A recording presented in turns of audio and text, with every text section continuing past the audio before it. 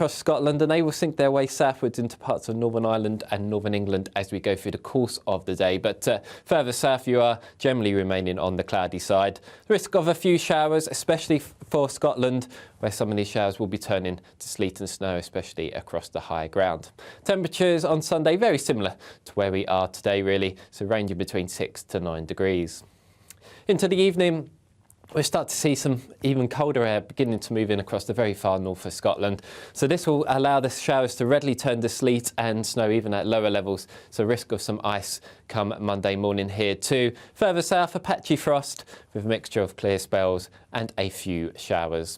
Then Monday, a mixture of sunshine and showers across England and Wales. This area of rain and potentially hill snow will sink its way southwards as we go through the course of the day. And then behind it, we're really into the colder air with some frequent snow showers for Scotland, and then later on across parts of northeastern England too. And that cold theme will continue into Tuesday and Wednesday. Risk of some significant snow across the country. We'll keep you posted on the details.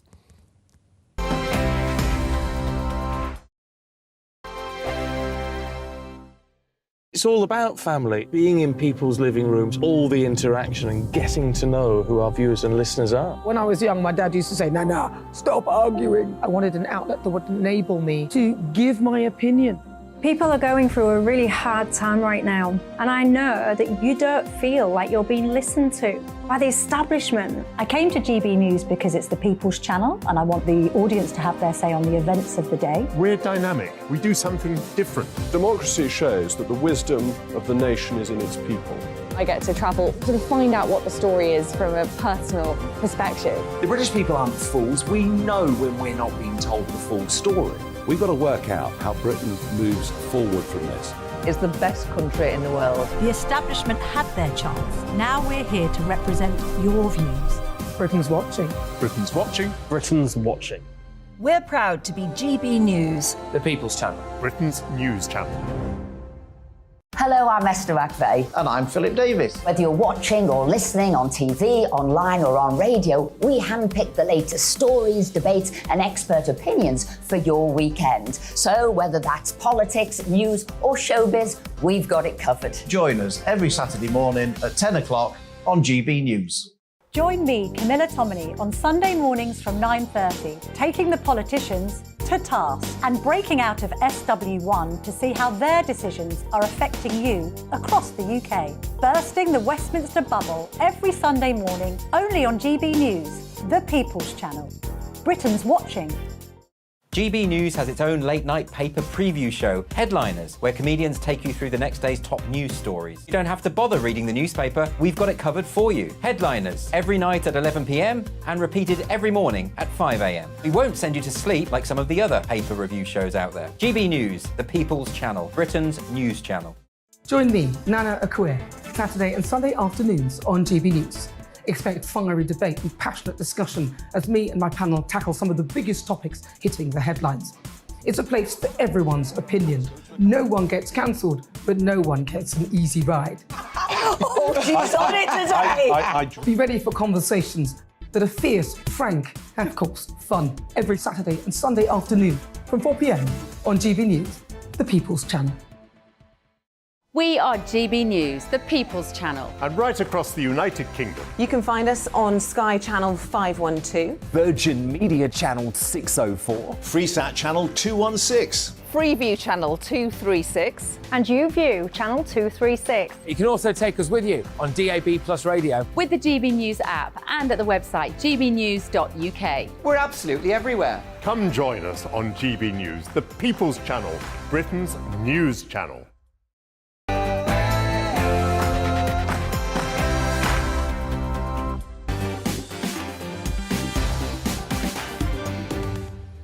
Welcome to Mark Dolan tonight. We kick off the evening with the People's Hour, in which you, the British public, take centre stage. This is the hour where we discuss the big topics of the day. Tonight, as the British public keep getting ripped off by rail firms, is it time for public ownership? And as 2 in 3 Britons want a new political party, would you vote for a new party that takes on the Tories and Labour? Are you politically homeless? Also, there's been a 300% rise in drag shows in schools. This is men dressed up as women with breasts out to here and showing their backsides in libraries and churches. What's going on? Should children be watching drag shows? Also, as Lee Anderson, the Tory MP, causes more controversy, or as I would put it, speaks common sense, is he right that prisoners should be put to work to help the economy? All of that and much more. A busy 3 hours. Don't forget, after 9, my big opinion monologue, in which I'll be dealing with Boris Johnson, who risks giving us a Labour government. And in my take at 10, another great week for King Charles. Lots to get through, but first, the King of News, Aaron Armstrong.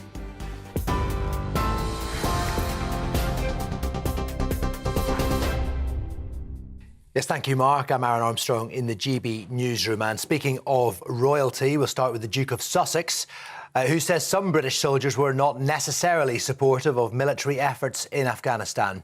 In a live-streamed interview with trauma specialist Dr. Gabor Mate, Prince Harry says he did not align with the West during the conflict. In his memoir, the Duke of Sussex describes killing 25 Taliban fighters in Afghanistan as chess pieces taken off the board. One of the reasons why certainly so many people in the United Kingdom were not supportive of our troops was because they assumed that everybody that was serving was for the war. Yeah. But no, once you sign up, you do what you're told to do. Yeah, so there was a lot of us that didn't necessarily agree or disagree, but you were doing what you were trained to do. You were doing what you were sent to do. New WhatsApp messages involving Matt Hancock reveal how the former health secretary battled to save his job after footage of him embracing colleague Gina Colandangelo emerged during lockdown. A string of messages published in the Daily Telegraph illustrate how Hancock tried to find exceptions to the rules to justify his behaviour. He initially wanted to claim no rules were broken, then decided to apologise for breaking lockdown guidance, before finally tendering his resignation 2 days later. Boris Johnson may be fighting to save his political career following the findings of a report into Partygate. The Commons Privileges Committee say there's significant new evidence Johnson misled MPs over lockdown parties on several occasions. And it would have been obvious to him and his colleagues they were breaking the rules. Mr Johnson says it was his belief all guidance had been followed. New powers to crack down on small boats crossing the Channel are expected to be announced by the government next week. The legislation's expected to make asylum claims inadmissible from those who travel to the UK on small boats. The Home Office would be required to remove those migrants to Rwanda or a safe third country, and they'd be banned from returning to the UK. The number of people killed by a Russian strike in the southern Ukrainian city of Zaporizhzhia has risen to 11. Emergency services say they recovered a woman's body in the debris this morning. A child was amongst those killed in Thursday's strike on a 5-storey residential apartment block. And the UK's looking like it's in for a cold snap next week, with temperatures expected to drop below freezing. Monday and Tuesday will see lows of -3 in Scotland and -2 in the northwest and the east of England. Yellow weather warnings for snow and ice will be in place from early on Monday to late on Tuesday. That's across northern Scotland and northeast England. TV, online and DAB Plus radio, this is GB News. Now, back to Mark Dolan tonight.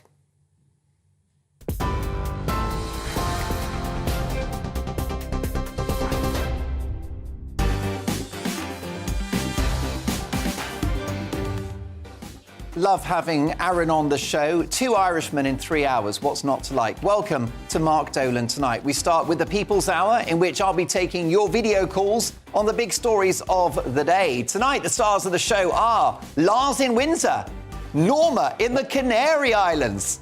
She's just polished off her second sangria. Zachary is in the fine East Midlands city of Leicester. Amanda bathing in East Sussex. And Andrew, last but not least, rocking those shades in Essex.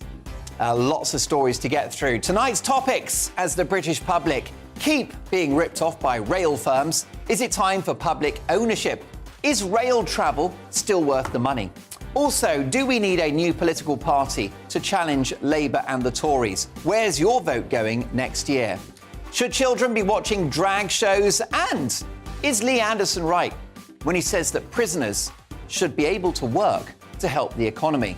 Get them digging vegetables and fruit. That's what Anderson says. What do you think? My Saturday sidekick for the first hour of the show is historian and political commentator back from his trip to Nairobi, David Oldroyd Bolt. After 9, in my big opinion, I'm telling Boris Johnson to bog off. He needs to keep his oar out and let Sunak get on with the job, because at the moment, his antics are risking a Labour government. In the big question, should makeup be allowed in schools, or is it time for girls to go makeup free and concentrate on their studies? Lots to get through. This is Mark Dolan tonight. It's Saturday night. So let's have a debate. Let's have a bit of fire. Let's have a few sparks, but let's have some fun along the way. Put something cold and fizzy in the fridge, or fire up the kettle and let's get to work. It's time for the People's Hour.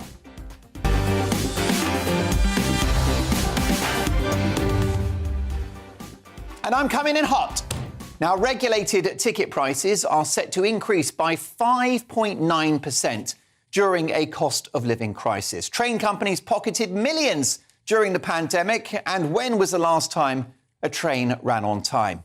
Couple that with the ongoing strikes and the deteriorating infrastructure, and our great British railways look like they're in need of drastic improvement. But as the British public keep being ripped off by rail companies, is it time for public ownership? What is the answer? And is rail travel still worth the money? Would you rather be in your car? Let's speak to David Oldroyd Bolt before we get to my video calls. David, what do you think? Is nationalisation the answer? Much of the rail infrastructure already is in government hands. Yes, and that's the problem. Nationalisation doesn't work, because when you strip out competition, all you end up with is a monolith that has no reason to be any better, because there's nobody there saying, well, they don't work, so come to us. It's never worked. It's never, ever resulted in better service for people. Now, I'll agree with you about telecoms, about British Airways, all those industries, British Gas, successful privatisations under the premiership of Margaret Thatcher. But many would argue that rail privatisation under John Major was a privatisation too far. The problem was it didn't go far enough, because you had this half-in, half-out system where some of the tracks were put out to tender, that is to say that the running of the services were, but Railtrack kept hold of the maintenance. And that's never going to work, because it just means that the nationalised body, which is doing the most important thing, which is making sure that the trains can actually run on the tracks, is never, ever being held to account. Because who's going to kick them out? Who's going to say, I don't like this, I'm going to go over there and use that line, if the only person, or rather the only company which has the tender is the state? It just doesn't result in better service. I mean, come on, you remember British Rail. I'm just about remember the sandwiches would nearly kill you, and the trains weren't just not on time, they were non-existent. Yeah, and when I was growing up in Yorkshire in the 1990s and even the early 2000s, they were still using the rolling stock, which were bus carriages put on onto chassis to run on rails. They were just a pathetic remnant of an essentially Soviet system. What we really need is proper competition, and what we really, really need is for there to be competition to reopen those rail lines that can be reopened of the beaching cuts, to get rail services to those areas that don't have them now, so that as we move into what seems inevitably the post-carbon economy, people can actually use trains rather than having to drive 15 or 20 miles to a station, and rather than being tied to only ever one operator in one area with one price, which is far, far too expensive. Before I get to Andrew in Essex, yes or no, scrap HS2? Yes, without question. There you go, straight answer to a straight question. That's how we like to do it on Mark Dolan tonight. Let's speak to Andrew in Essex, a regular caller to Mark Dolan tonight and the People's Hour. Andrew, great to see you. You've got a shadow on your face. It looks like a flowing beard, but I can see you're actually clean-shaven. How are you tonight? I'm good, thanks. And you? Yeah, very well. Very excited about this topic. Do you think that rail travel is still worth the money? It's not, and as a disabled person and a disability rights advocate, I find it very frustrating that quite often there's not enough people available at the station to support disabled people as well. And so, this increase of, the 6%, they're taking more money, there's no extra service. And also, in terms of now, obviously most people can work remotely. And, by putting the increase up, I know some of my colleagues who were visiting our clients regularly face-to-face are actually going to revert to doing everything online. And also in my sector, some universities don't actually provide rooms for support workers like myself to actually go in on site to premises. So now we're going to end up with a generation that have everything online. And, I feel that actually having an increase with no extra is not very good. We're not getting any value. And even last night, so I went out to meet my team in Liverpool Street. There was no one around. Me and my dog, I know my way around, so it wasn't a major problem. But if there was someone who was in a wheelchair, there's no staff on a Friday night. And also, in terms of the, I think, and obviously there's no staff actually at the train stations as well. So Harlow Mill, which is the nearest station to where I live, there's only one machine. Where's the staff? If the money was being put back into the stations, yes, I would say it's worth it. The same at Harlow Town. There's only one counter. There used to be more than one counter open. We're paying an increase for what? And so for me to travel more easily, I'm having to do a 20-minute car journey to go to Epping and then get the tube. But the train's there every 2 to 3 minutes. In Harlow, where I live, the trains are every 10, 15 minutes. And then, you're talking about an £8 car parking thing to go into London as well. Yeah. So people are being kind of put into a position where, if we do it online, it's easier. But you're not always going to be able to do certain things for certain jobs, online. And so, National Rail and offer a scheme for disabled people, but even with their discount, it would cost someone such as myself nearly £20 to go into London from here. And yet, from where I live, I'd have to get it. I can get it half the price, literally by driving to Epping. But why am I paying more for when it's only 20 minutes away? I'm paying more than double. Well, I completely agree. I've got family on the continent, Andrew, and there seem to be, Italy, Germany, France, a lot more staff around and better service. And by the way, lower ticket prices. Stay there, Andrew, because I'd like to bring Zachary into this conversation. Zachary is going to contribute to this conversation. Zach, whereabouts are you in the UK? I'm in Leicester, Mark. Oh, you are? The East Midlands? Well, actually, that's quite a rail hub. What do you think? What's your reaction to this debate about whether the rail should go into national hands? Right. Well, firstly, no. And it's a great privilege to follow David and Andrew. And David's stolen my thunder to some extent by putting it so beautifully as to why we shouldn't renationalise the railways. I'm only here speaking to you tonight, Mark, thanks to the wonder of East Midlands Railway, who brought me back from Sheffield on the 1800 to Leicester. I warned your producer, Cal, that I might be late, but it was never in doubt. A wonderful service, and I reject the notion that we're being ripped off. I've just travelled to Sheffield and back, £9.50 there, first class, £5 on the way back, standard class. Advanced purchase tickets, admittedly, it would have been £32 for the return if I just turned up on the day. But I remember when I was a child, the days of British Rail, I think I only travelled on the train once when I was a child. It had to be the coach otherwise. And yet now I find it very reliable, affordable. It's distressing to hear of Andrew's experiences, which seem rather less favourable than mine. And you're right, Mark, the East Midlands is a bit of a rail hub, and I'm very lucky having Leicester as my local station where I can go up to Sheffield and down to London an hour each way. But the whole system, we should treasure it. We're very lucky to have it. You think how small the country is, how many thousands of trains are travelling around the country all the time. Very few accidents that we ever hear of. And it's only 3 years ago we had the grotesque chaos of stations being patrolled by police officers trying to stop people using the trains. For the system to recover as it has, admittedly with some government subsidy, is remarkable. I can never accept the notion of a state monopoly. Why is it that monopolies are only tolerated if it's the state doing it? The state is the worst possible entity to be running a monopoly. The system is far from... Zachary, I take your point, and I believe in competition too, and I think many of the privatisations were a triumph. Very much the golden era for this country in the 80s when we took loss-making companies like British Leyland and flogged them. However, do we not with regards to rail, need to have that in public hands because it is sort of infrastructure and it should therefore be subject to democratic accountability?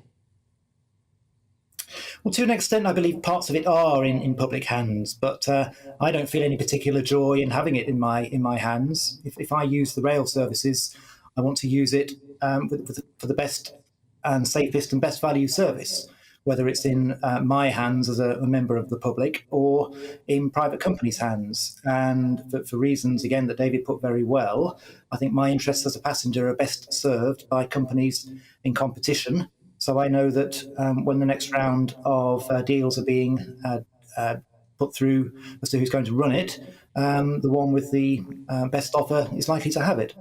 Let's bring Andrew back into this conversation and David Oldroyd-Bolt, my Saturday sidekick, historian and political commentator. And David, how do you respond to what you've heard there from Zachary and Andrew? I mean, really, it's a tale of two rail services, isn't it? You know, and Zachary has argued that actually he's had a good experience in the East Midlands, that the service is pretty good value if you book in advance and reliable. Zachary's experience is clearly what we should expect of all rail services in this country, and Andrew's is, I fear, what far too many of us do actually experience. And his point that there are too few staff is absolutely one that should be made over and over and over again. Where is this extra money going?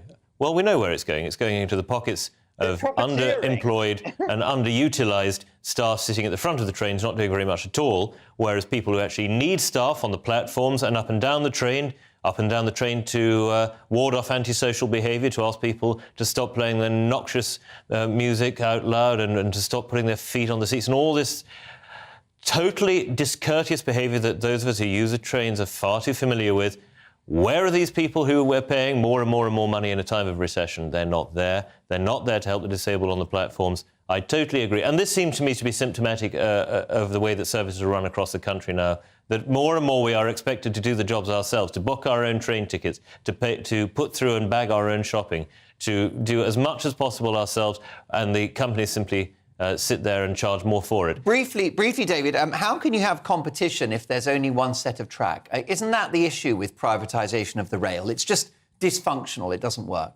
Well, it does work, because in the really good privatised systems of the world that exist now and that existed in the past, there were stringent targets, and if those targets were not met, the franchise was immediately removed and put out to tender. Someone else would come in and do it. The problem is that the model of rail franchising that we have at the moment is nowhere near strict enough, nor are the targets harsh enough. So these people, or rather these companies, that run the train services to such detriment aren't really being penalised for their poor performance. And just to come back to this point, which I think must be made, if we have a nationalised rail service, which is what so many people seem to want, we will be, yet again, at the mercy of the unions. We already are, to a large extent, at the mercy of railway unions, which is some of the powerful unions of the country. If there is no private industry left whatsoever in the sector, how do we think that's going to be any better? How do we, as democratic users of this service and of essentially as their paymasters, how do we ever get value for money? How do we ever stop ourselves being held over a barrel for more and more and more? We can't. Lots more to come in the People's Hour before 9 o'clock. Should children and toddlers be watching provocative drag acts at school, in libraries, in church halls, cavorting, throwing their backsides around and chucking their legs in the air? Is that appropriate for children? We'll discuss that. Also, is Lee Anderson, the Tory MP, right, suggesting that we should put prisoners to work to help the British economy? Should they be digging for vegetables and fruit, given that we've got labour shortages? But next up, would you vote for a new political party to take on Labour and the Tories? That's next.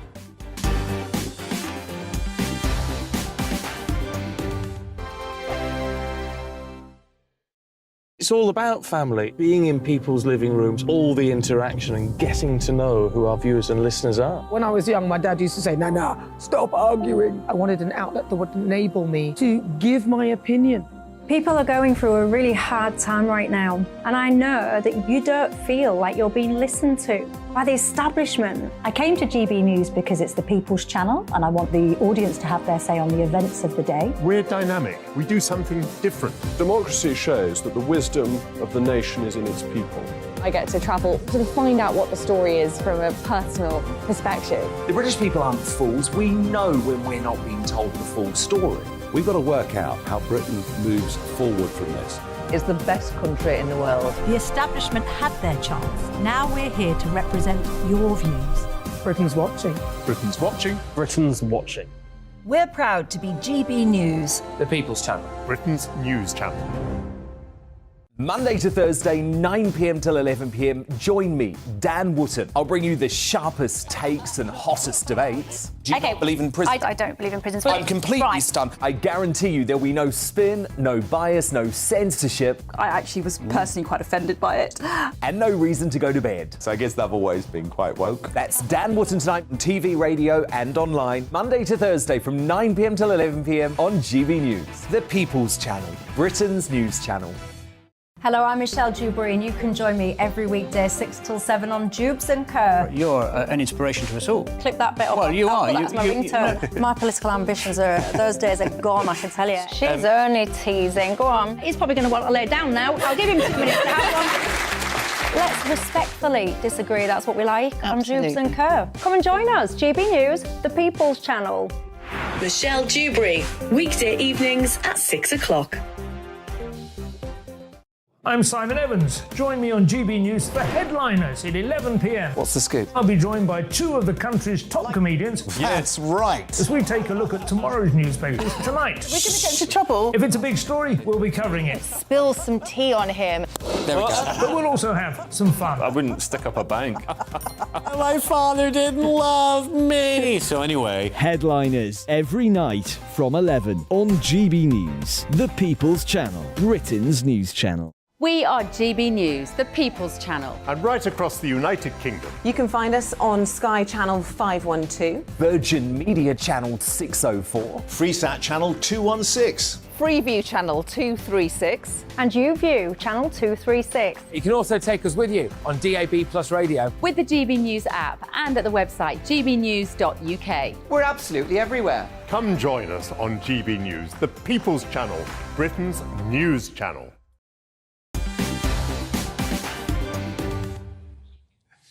Got to press play on the old videotape recorder there. Welcome back to Mark Dolan tonight. I could have flossed my teeth and had a coffee, but there you go. Look, it's the People's Hour, in which I'm taking your video calls. Don't forget, from 9, all of your favourite elements of Mark Dolan tonight. The big opinion monologue, why Boris Johnson risks guaranteeing a Labour government. And in my take at 10, why King Charles has had a great week. But let's get back to your video calls and our next big topic. And I really want to get into this one. The Conservatives have hiked up taxes and spent billions, wasted billions during the course of the pandemic, like some kind of tin pot socialist regime.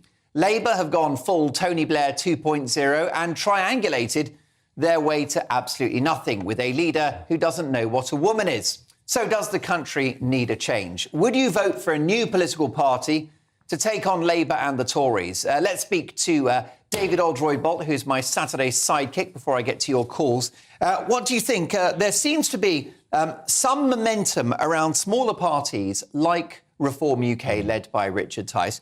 Do you think that ultimately a new political force could ultimately replace the Tories or Labour? I think it's exceptionally unlikely. The only party that has come from nothing into government in the past century is Labour. And Labour replaced the Liberals. It's just... And what was that, the 1920s? Well, yes. They made gains throughout the period leading up to the First World War, and then you had the first Labour administration in the 1920s. It only lasted a very short time. Then you had a Labour administration in cahoots with the Tories throughout the 1930s and the national government. But the Liberals essentially did themselves out of a job by allowing their party to split over Home Rule before this. So the argument is actually that Labour didn't so much beat the Liberals as the Liberals beat themselves into oblivion, and then Labour came through. The idea that, say, reform would come through, well, people thought this about UKIP, and they never, ever, ever managed to win a parliamentary seat. Yes, they won the European parliamentary seats, and they did well in local elections at times, but they just couldn't break through at Westminster. The system mitigates against it, which I think is a rather good thing, because...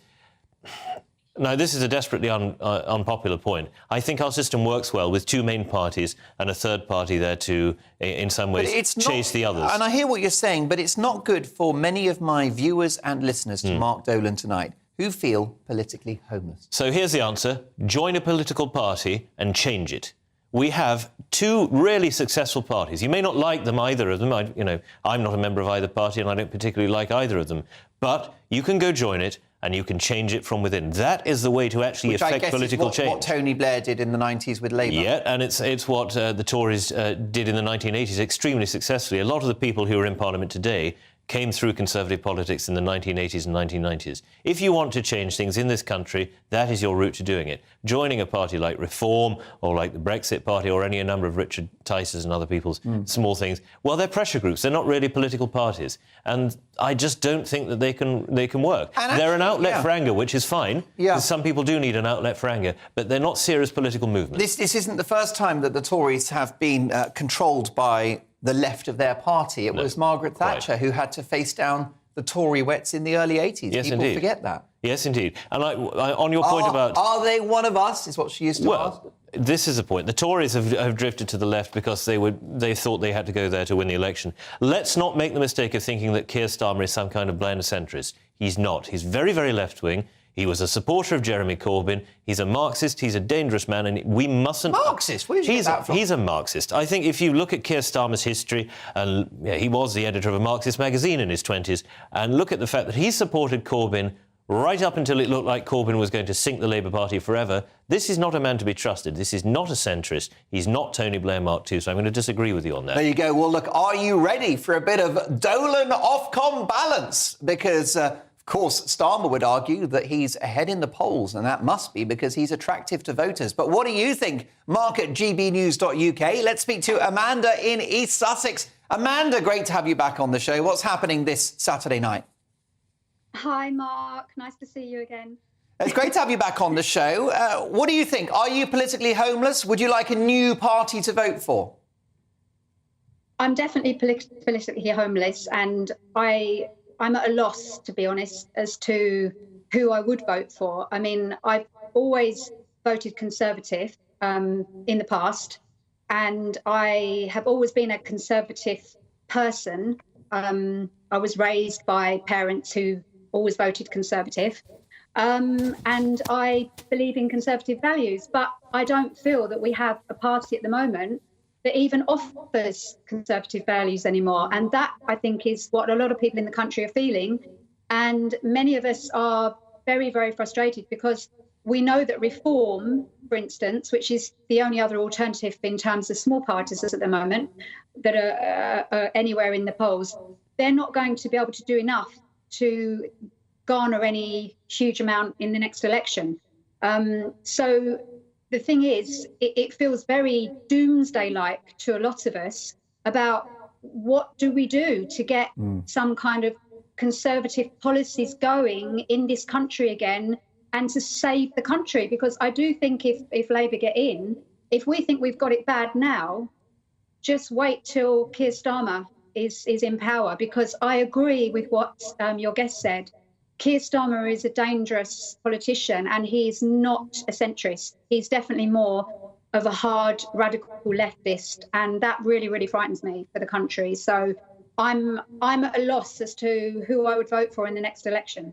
I mean, Starmer certainly was rather more keen on Corbynite-type policies, but he argued recently, Amanda, that things have changed. We've had a pandemic. The country's got more debt. And he's promising to actually be very careful with public spending, balancing the books and focusing on growth. Are you not buying that? No, he's not going to fool me. He will say whatever he needs to say, Mark, to get elected. And he feels that now the momentum is on his side, which clearly by the polls it seems to be. But I think once he gets into power, we will have Tony Blair in the background running the government. And that's what scares me the most. I think we'll have another rendition of Tony Blair days. And what worries you, Amanda, about Tony Blair's influence? I find him very, very frightening. He is obsessed with digital ID. And that, for me, would be the final nail in the coffin. I would literally want to leave the country if we went down that road. I cannot live in a totalitarian country. And that's what digital ID leads to, totalitarianism. Well, I agree with you. We had a taste of that during the pandemic, and it was dystopian hell, wasn't it, Amanda?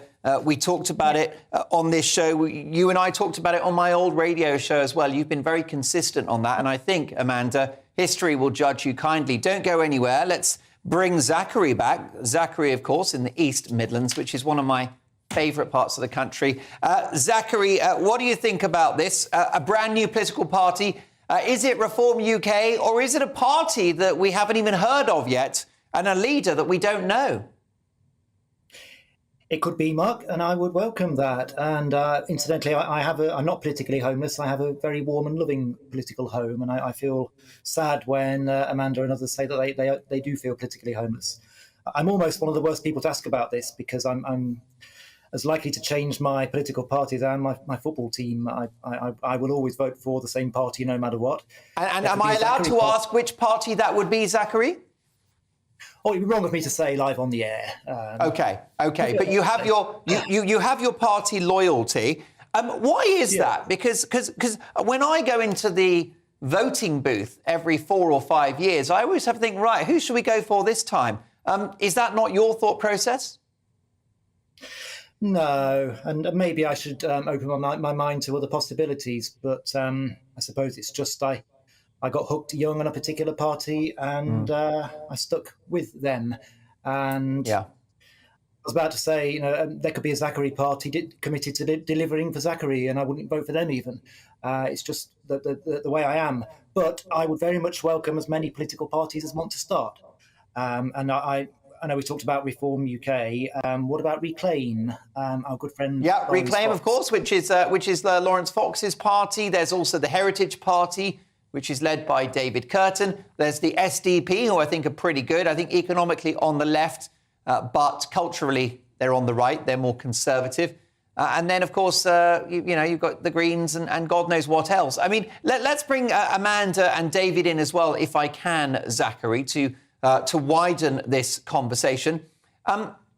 David, what would you say to my viewers who email me every time on air that they're praying for Reform UK to do well in the next election, that they will be voting for Richard Tice, who is, I think, probably the most compelling alternative voice to the Conservatives as we have it.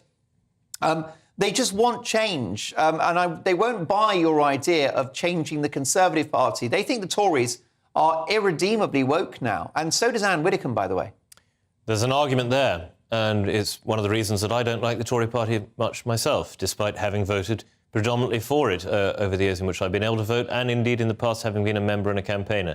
The problem is that our political system does not mitigate for a new party to come through. And what if enough people vote for Richard Tice? They're going to be too distributed across the country. Unless every single person who wants to vote for Richard Tice and have him in Parliament moves to the same constituency in some kind of previously unheralded aspect of or attitude towards voting, and they could well do this if they were so minded, it's just not going to happen. I understand the frustration entirely. I share the frustration, but I think, unfortunately, the only way that we can recover conservatism in this country is through the Conservative Party.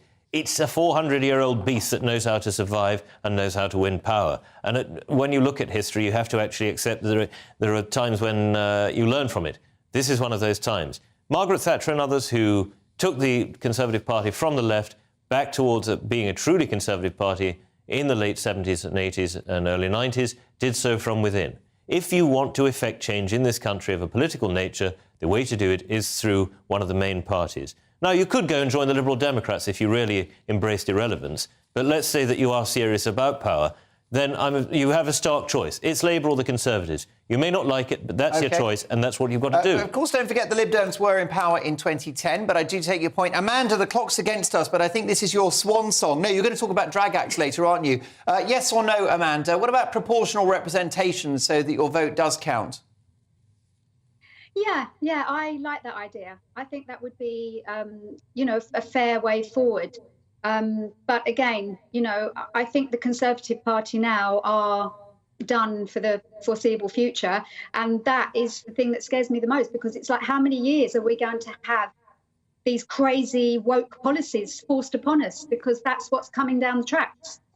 Via a Labour government. I don't disagree. Yeah. Amanda, we'll catch you later to talk about drag shows. And Zachary, thank you for another brilliant first-rate contribution. Next up on the programme, we will be asking whether children and toddlers should be going to drag shows with men dressed as women with the décolletage hanging out, throwing their backside in the air and the legs are all over the place. Legs akimbo.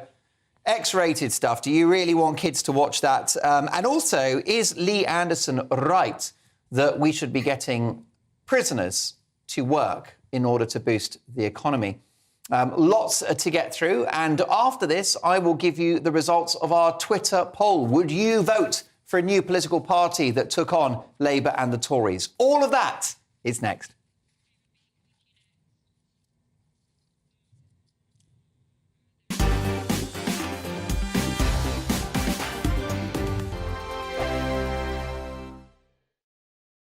I joined GB News because I was sick and tired of not hearing my views being represented, not just mine, but so many people that I knew and spoke to. I just couldn't get my voice out there. I couldn't say anything. I couldn't do anything. Whatever the narrative was, I kind of had to follow it. GB News is there to provide a voice for those who have been ignored by the establishment media. We think different things. We've got a different style. GB News is here to be optimistic and positive about the future. It's real kind of dynamic and flowing, with the audience very much at the heart of it, like a big family. Here at GB News, we talk about the things that matter to you. Hearing the voices from right across our towns and cities, especially our towns. All sides of the argument represented with a heavy dose of opinion. We're on a mission here to make a difference. And the GB News family really is here for you, and whatever time of day you can watch or listen. Britain's watching. Britain's watching. We're proud to be GB News. The People's Channel. Britain's news channel. Westminster is going around in ever-decreasing circles, followed by the media. Britain is broken. How on earth did we get into this mess? But more importantly, how do we get out of it? Join me at 7 p.m, Mondays to Thursdays on Farage, here on GB News. We will have open, rational debate. We've got to work out how Britain moves forward from this. Join us here on GB News, the People's Channel. Britain is watching. You've probably seen politicians interviewed 1,000 times, but we do it differently. We find out who they really are, we don't shout, we chat, and hopefully we bring a bit of light, not just heat. Did you know Kate Moss? Apparently. Do you have a pair of jeans or a pair of jeans? No, of course I don't. What would I do with them? My friends are like, oh my God, what's she doing now? Join me every Sunday at 6 for Gloria Meets, only on GB News, the People's Channel, Britain's news channel. I'm Jacob Rees-Mogg, the Member of Parliament for North East Somerset and a former government minister. For years, I've walked the corridors of power in both Westminster and the City of London. I campaigned in the largest democratic vote in our island story. I know this country has so much to be proud of. We need to have the arguments, the discussions on how we make it better. The wisdom of the nation is in its people. Vox Populi, Vox Dei. That's why I'm joining the People's Channel. Join me Monday to Thursday at 8 p.m. on GB News, Britain's news channel.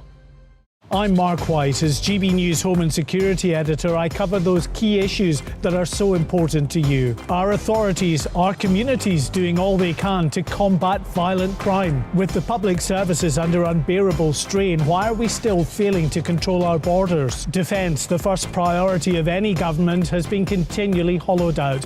Can we trust our politicians to protect the armed forces? Join me, Mark White, on GB News.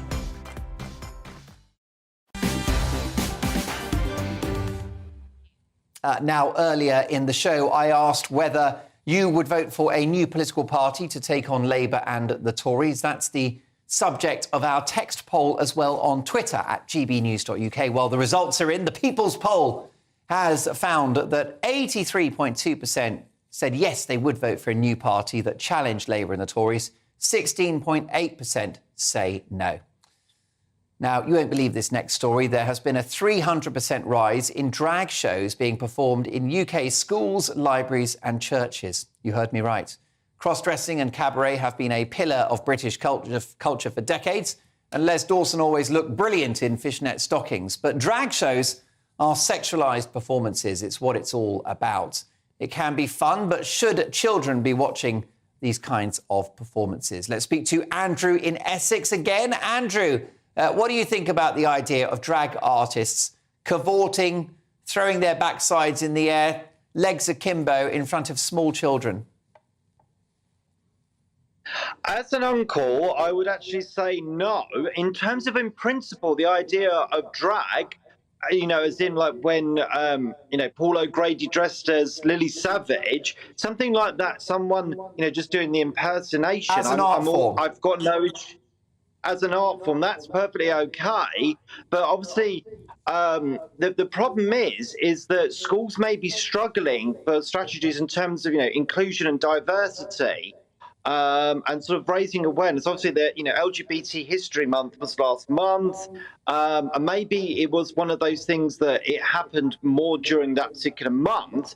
But in a sexualized way for children, perhaps if it was like in the sixth form, when 16 to 18, or they do run various events at universities where I've supported disabled students, that's fine, because people are, able to consent and so on. But in terms of children, no, it's not something that I would want any of my nephews. The youngest one will be 4 in May, and the oldest will be 11 in May. So, I just think there's a time and a place, and also the appropriateness, depending on the audience. So, I'm not against it. I liked, Lily Savage. I'm 40 this year, and in terms of kind of when she was on telly when I was younger, it wasn't particularly offensive, but there was no kind of sexualization. It was exactly. Just a bit of fun. Lily Savage, played by the brilliant comedian Paul O'Grady, was incredibly witty, very glamorous, but there was no sexual innuendo. Well, there was innuendo, but you didn't get, bums and boobs and all the rest of it. I mean, let's bring Amanda into East Sussex on that subject, speaking of bums and boobs. And Amanda, I just wonder whether there's a slightly darker agenda at play here. I think that in some circles, this is grooming. This is normalising this kind of stuff for the next generation. Absolutely. This subject makes me so mad, Mark. I really have to take a deep breath before I start speaking about it, because for me, this is one of the most immoral, abhorrent agendas that has ever been perpetuated in this country. And they've copied this from America, and it's only our country so far in Europe seems to be doing this, because I've just come back from a weekend in Rome last weekend, and you know what? I didn't see any sight or any sound of any of this agenda going on over there. I don't know why our country is copying America in terms of this wokeness, because the trans agenda is all part of the woke agenda. And just as I was leaving America, when I was living over there before the pandemic, as I was leaving to come back to England, I had a feeling that this was going to follow over to the UK, and it has most definitely followed me, because I cannot believe how much it's taken a grip of society in this country. It is so disturbing to me. It is so morally wrong. Children should not be exposed to this in any way, shape or form. It is adult entertainment. It should remain in drag clubs that adults normally go to, which is how it always used to be. Why do they think it's okay to put this in front of children and even babies? Just recently at a club in London, or a place in London, they had this event where this guy hanging from ropes in the ceiling, wearing next to nothing, in front of mothers with their babies. What is wrong with the parents? For another matter, why would you take your young child or your baby to something like that? It is just immoral. Because I think they're naive and stupid and don't realise they're being played at David Oldroyd Bolt. Let's keep Amanda and Andrew and bring my Saturday sidekick into this. Briefly, if you can, David, I don't think this is an accident. I think it's by design. I think that the country is being brainwashed and groomed, and they're starting with our young. Abhorrent is the word your previous guest used. I would use as well. I would also say it's deviant. This is quite clearly not the same thing as Les Dawson, as the two Ronnies, as Lily Savage. It's just not the end of the pier humour that we all associate with pantomime draggery. This is hypersexualised, it is propagandistic, and anybody taking their children to this, I should say, is worthy of some kind of questioning, if not investigation. But those councils, those schools, those publicly funded institutions who are pushing this on children should be investigated, and they should be... I really struggle to maintain my composure with this, because I think it is absolutely perverse, and their utter lack of judgment in this is questionable, and in some cases I think it verges on abuse, frankly. I think the A word is acceptable here, and I'm not interested in any pushback on that, because I'm deeply worried children not being exposed to an inclusive message. That's a great thing. That can be done through conversation. They shouldn't be looking at sexual dancing, and they shouldn't be exposed to borderline nudity. Crazy world. Clown world, if you like. Can I thank Amanda and Andrew for a brilliant contribution tonight? Can't wait to have you back on the show soon. And next up, should prisoners be put to work to help the economy? Don't go anywhere.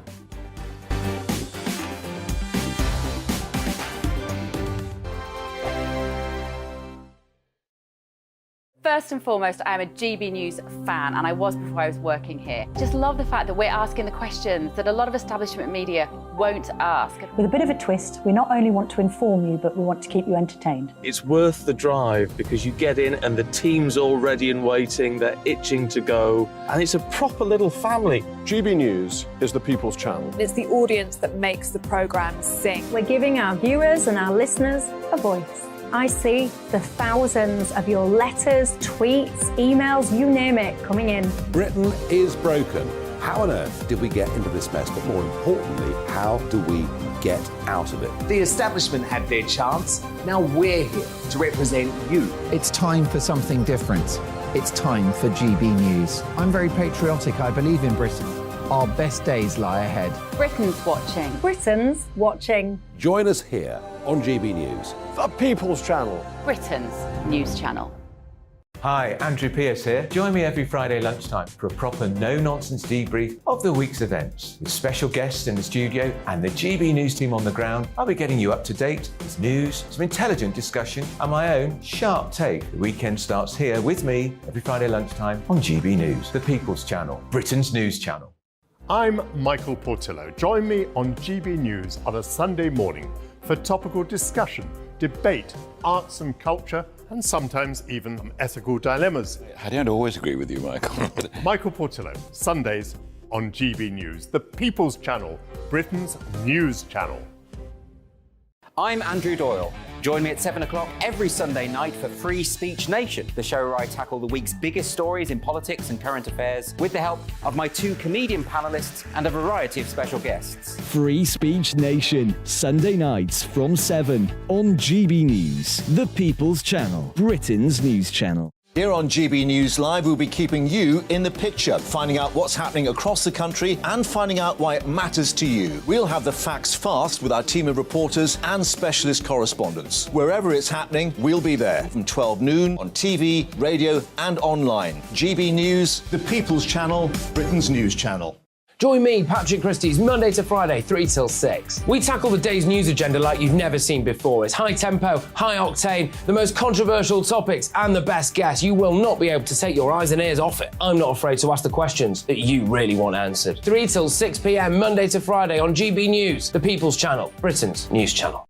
Join me, Lawrence Fox, on GB News. Frank, fun, fearless, and sometimes serious. Much as I love a Friday night punch-up, what I really want is a battle of ideas. I want to look at things differently. I want to hear different voices and engage with your unique experiences. Every Friday at 7 p.m. on GB News.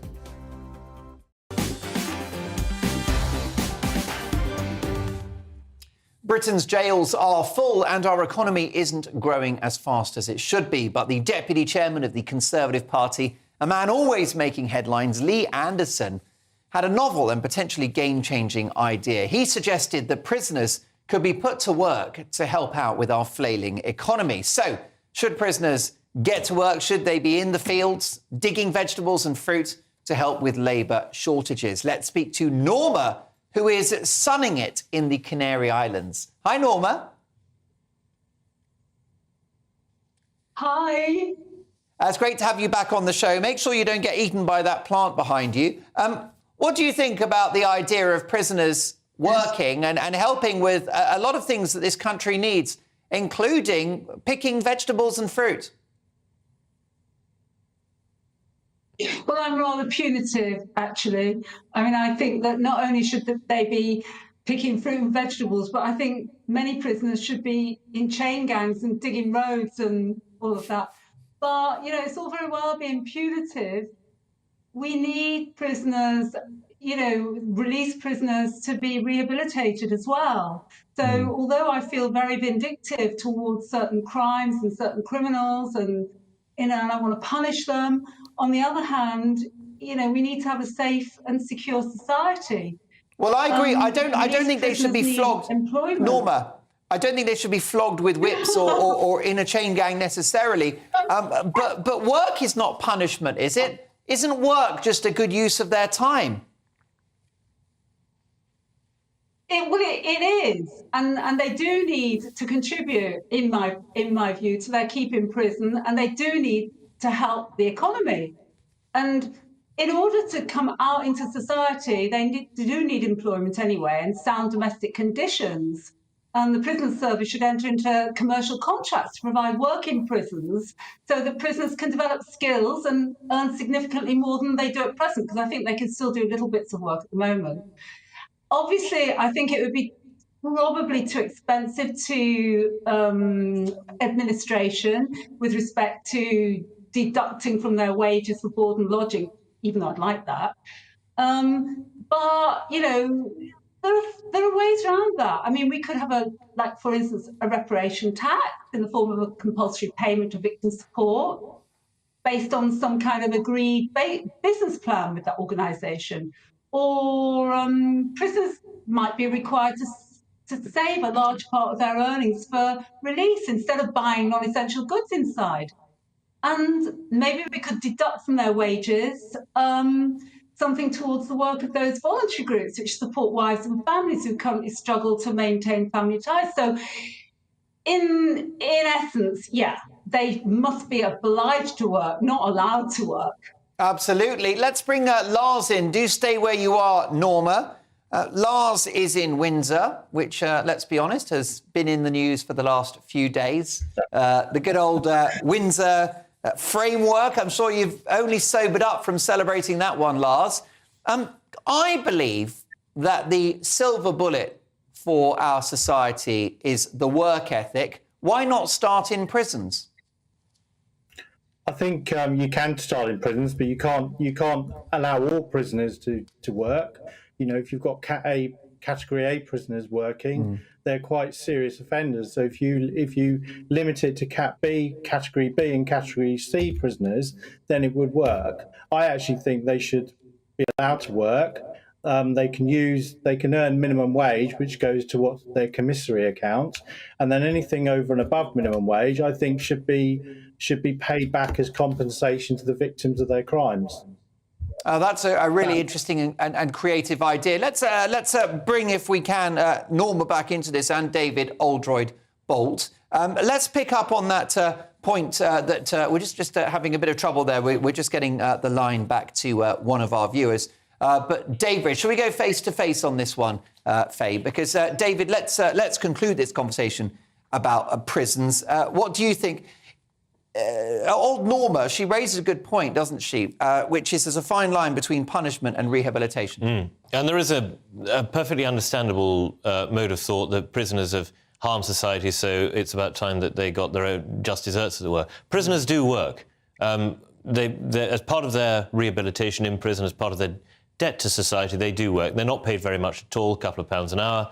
And this tends to go, as your previous guest said, into a small pot. The idea that they can be put to work on the land, I think, is somewhat fanciful, belongs in the 19th century. I don't think, frankly, there are enough of them who have the physical ability to get to work on the land and do what needs to be done, besides which the logistics of it would be impossible. So while I applaud the sentiment that prisoners should, during their time serving society, be useful, I think there are probably more applicable ways of doing this. Just look at what they're doing already, which is mostly very, very low-skilled stuff. What they could be doing is learning skills in prison to produce goods for society, or for companies that are brought in, as your guest suggested, on a contractual basis with the prisons, that also gives them the skills, gives them the ability, once they leave prison, not to fall back into a life of crime. So you're killing two birds with one stone here. Oh, that sounds like an excellent plan. I'm pleased to say that we've got everyone back in the picture. Final thoughts, please, from Norma, gorgeous Norma. Do you want to close out this conversation from your point of view? Well, you know, at the beginning of my career as a lecturer, I did do some work in prisons. And with respect to the really serious criminals, the ones that have murdered, multi-murders and things like that, I worked in an open prison. And these people, you know, are probably going to be released into the community at some point or another. And therefore, a bridge has got to be built between them and ordinary life society. I mean, I taught subjects like from creative writing to how to build a nuclear weapon. I mean, what good is that? I mean, I think it's absolutely ridiculous. You know, these Lars, people have got to have some kind of contact with I hate to interrupt you, Lars. I've only got a couple of seconds. Final. Give me 10 seconds, Lars, in Windsor. I think there already is a bridge called the probation service, and that's what the probation service is there to do, is to bring that bridge between education and release. Words of wisdom. We'll do longer next time, Lars and Norma. A brilliant debate. Next up, my big opinion. Why Boris Johnson is trouble for this country.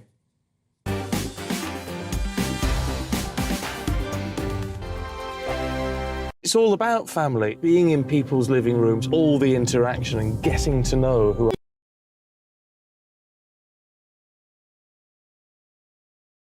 It's all about family, being in people's living rooms, all the interaction and getting to know who our viewers and listeners are. When I was young, my dad used to say, "Nana, stop arguing." I wanted an outlet that would enable me to give my opinion.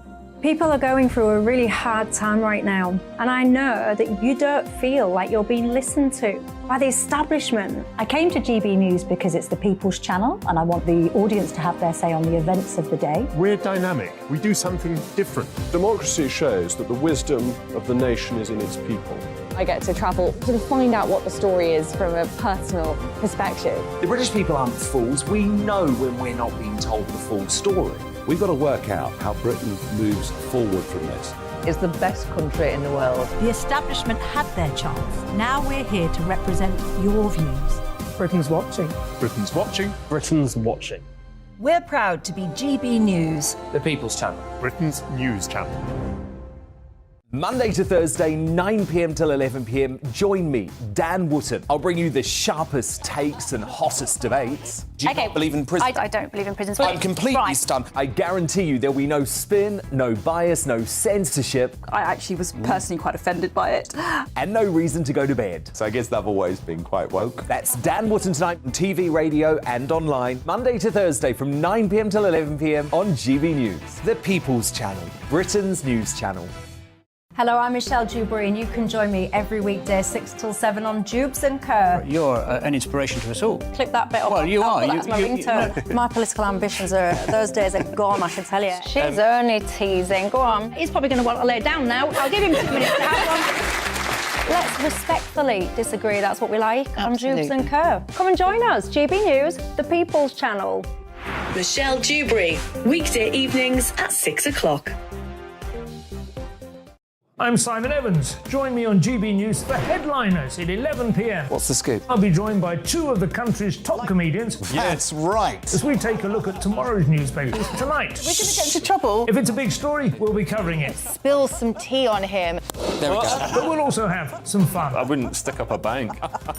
My father didn't love me. So anyway. Headliners every night from 11 on GB News, the People's Channel, Britain's news channel. We are GB News, the People's Channel. And right across the United Kingdom. You can find us on Sky Channel 512. Virgin Media Channel 604. Freesat Channel 216. Freeview channel 236. And YouView channel 236. You can also take us with you on DAB Plus Radio. With the GB News app and at the website gbnews.uk. We're absolutely everywhere. Come join us on GB News, the People's Channel, Britain's news channel.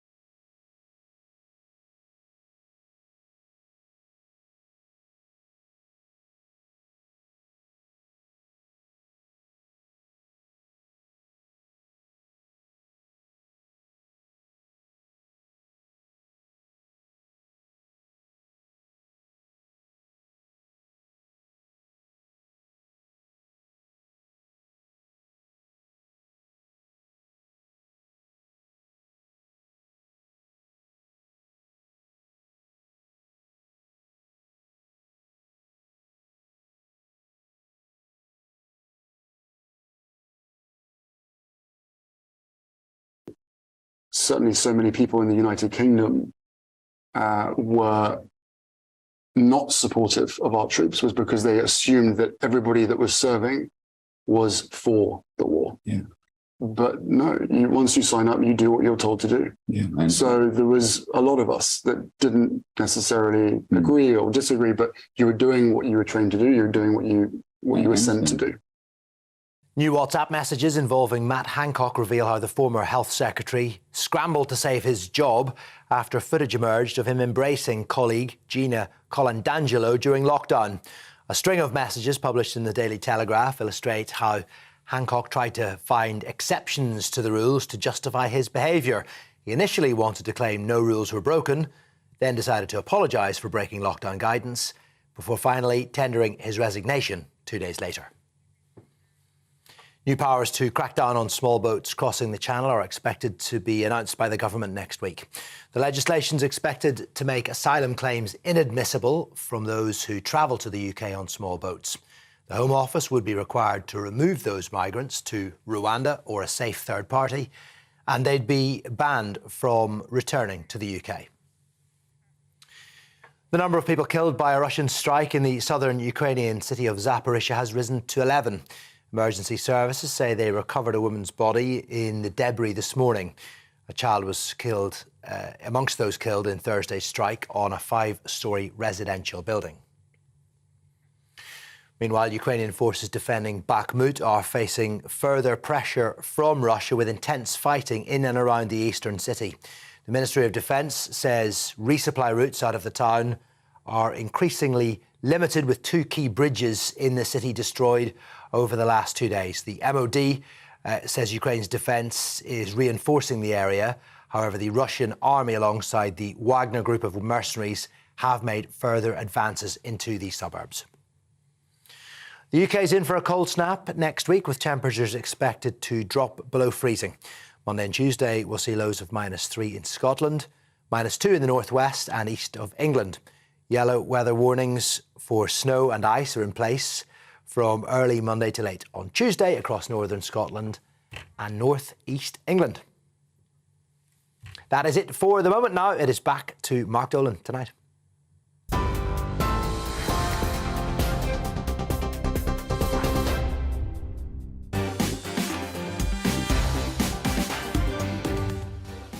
Thanks, Aaron. We'll see you at 10. Welcome to a very busy Mark Dolan tonight. In my big opinion, Boris Johnson's criticism of Rishi Sunak will achieve only one thing: a Labour government.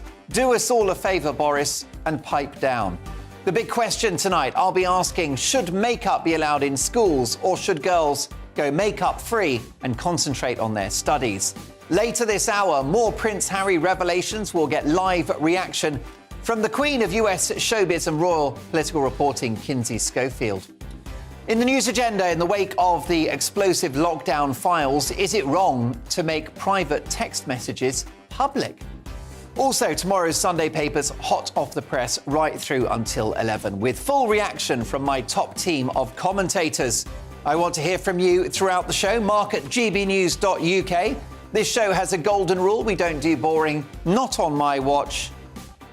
I just won't have it. So, for the next 2 hours, big debates, big guests, and always big opinions. It's Saturday night, so let's spend the evening together. You've probably put the kids to bed by now.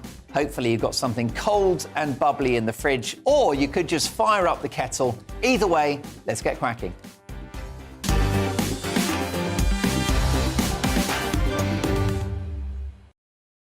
Who the hell does Boris Johnson think he is?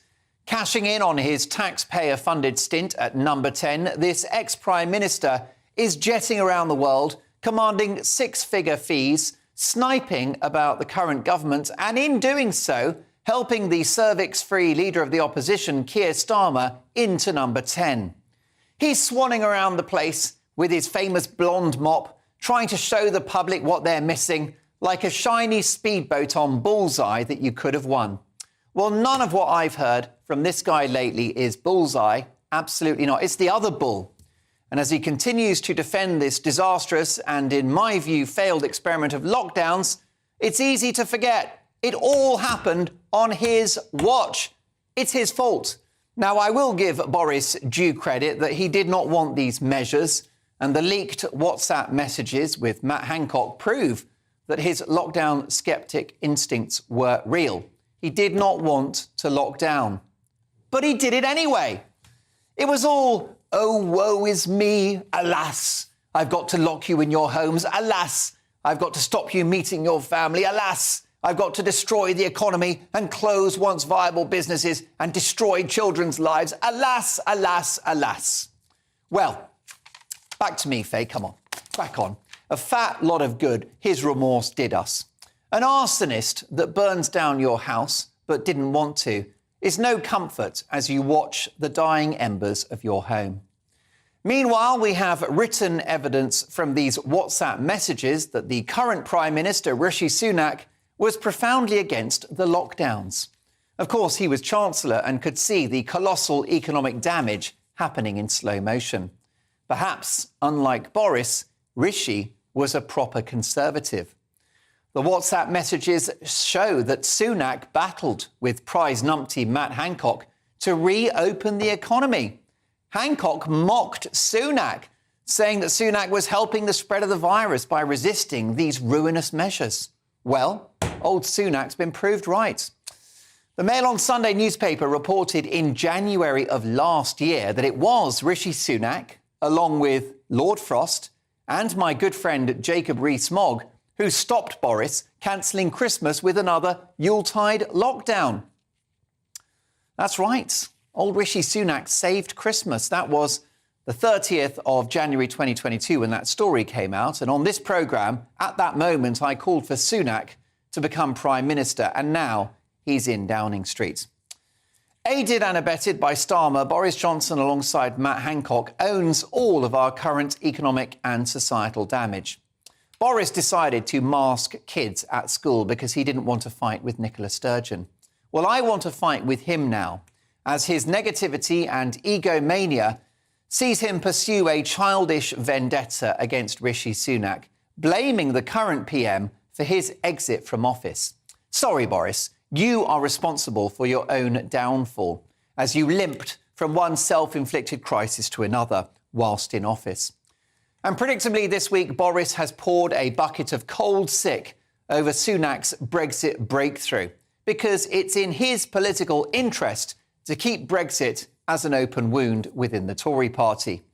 Sunak's deal isn't perfect, but it allows us to put a full stop to the issues in Northern Ireland and allows us to pursue Brexit with enthusiasm and zeal. It allows us to move on. Arch-Brexiteer Steve Baker has given it the seal of approval, which is a clue that Sunak may still get this agreement across the line with his own backbenchers and possibly, dare to dream, even the DUP. Boris won't want this because bad news for number 10 is his currency. But as Sunak improves in the job, making Brexit work and hopefully stopping the boats, Johnson's political bank balance shrinks by the day. Let's look at his record in office. What did Boris do about the Northern Ireland Protocol that he negotiated? What did Boris do about the boats? He didn't stop them. What did Boris do about the woke takeover of our institutions? What did Boris do about out-of-control public spending and the ever-growing eco agenda? Don't forget, Boris drank not just red wine at number 10, but the net zero Kool-Aid as well. Now, Boris has his strengths, and in keeping Jeremy Corbyn out of number 10 with that amazing election victory in 2019, and by getting Brexit done in the first place, he will remain a hero. Boris will occupy the history books, and he deserves our thanks. But ultimately, this spineless narcissist who has an intermittent relationship with the truth is so shallow and opportunist, he even wrote 2 articles about Brexit before Brexit happened, one in support and one against. For Boris, Brexit did not come from principle, as it did for the likes of Rees-Mogg and Steve Baker. It was political expediency. He's no team player, and I'm not even sure he's really a Tory. Boris only votes for Boris. And no one will thank him if his pathological political ambitions see him continue to be a thorn in the side of our current government. Why? Because his disloyal and self-serving actions are likely to achieve just one thing. What will they achieve? 5 years of a hellish Labour government. Bog off, Bojo. You've had your time in the sun.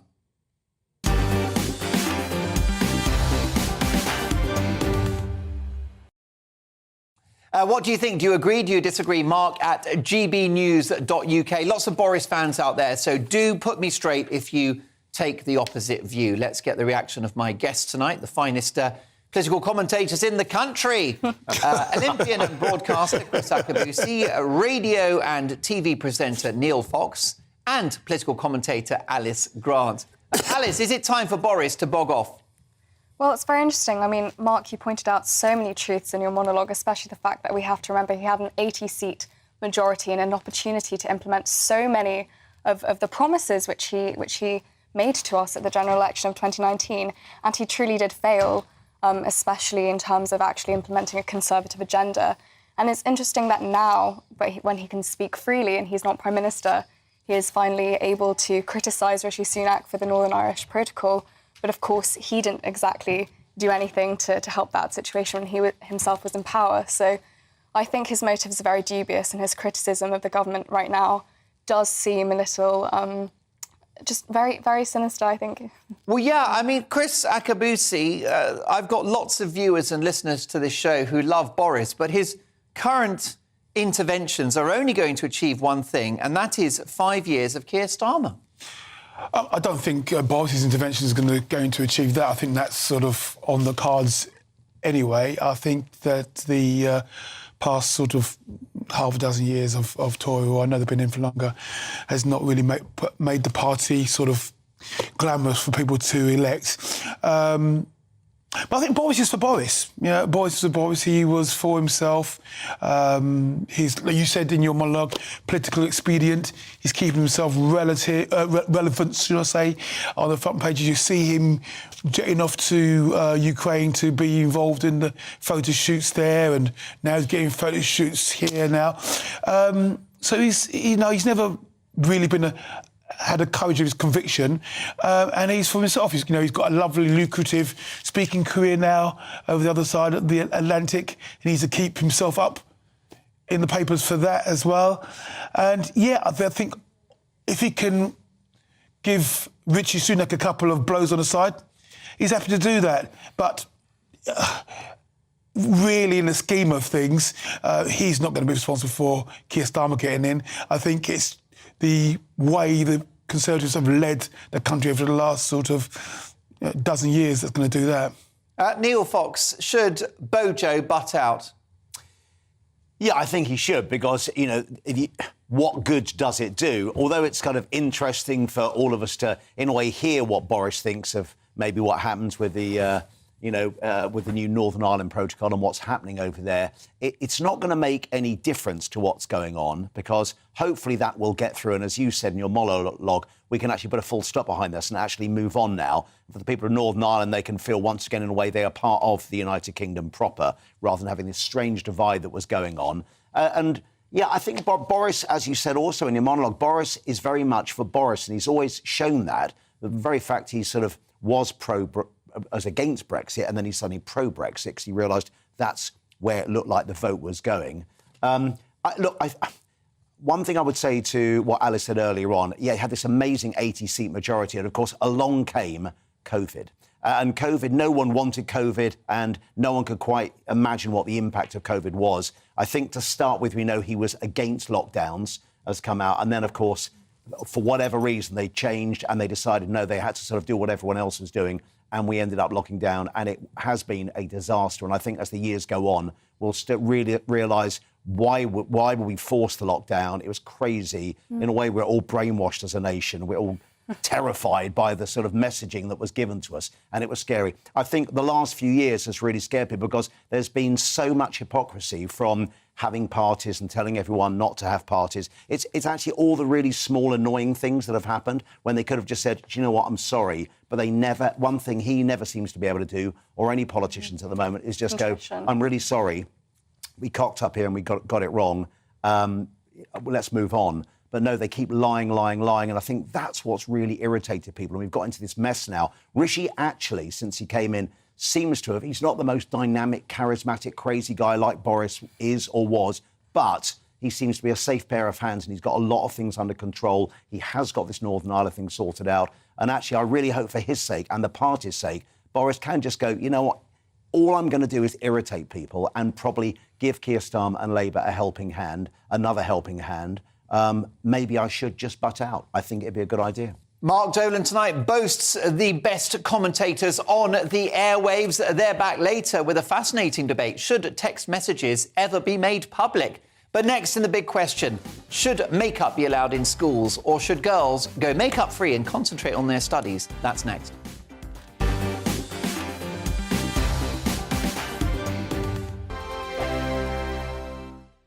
It's all about family, being in people's living rooms all.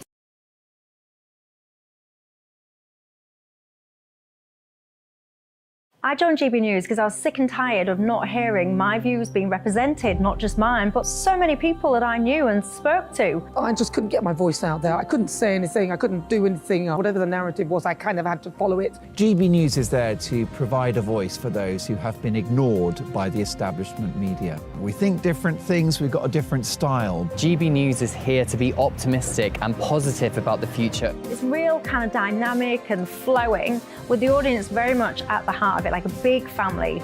Here at GB News, we talk about the things that matter to you. Hearing the voices from right across our towns and cities, especially our towns. All sides of the argument represented with a heavy dose of opinion. We're on a mission here to make a difference. And the GB News family really is here for you, and whatever time of day you can watch or listen. Britain's watching. Britain's watching. We're proud to be GB News. The People's Channel. Britain's news channel. Westminster is going around in ever-decreasing circles, followed by the media. Britain is broken. How on earth did we get into this mess? But more importantly, how do we get out of it? Join me at 7 p.m, Mondays to Thursdays on Farage, here on GB News. We will have open, rational debate. We've got to work out how Britain moves forward from this. Join us here on GB News, the People's Channel. Britain is watching. You've probably seen politicians interviewed 1,000 times, but we do it differently. We find out who they really are, we don't shout, we chat, and hopefully we bring a bit of light, not just heat. Did you know, Kate Moss? Apparently. Do you have a pair of jeans or a pair of jeans? No, of course I don't. What would I do with them? My friends are like, oh my God, what's she doing now? Join me every Sunday at 6 for Gloria Meets, only on GB News, the People's Channel, Britain's news channel.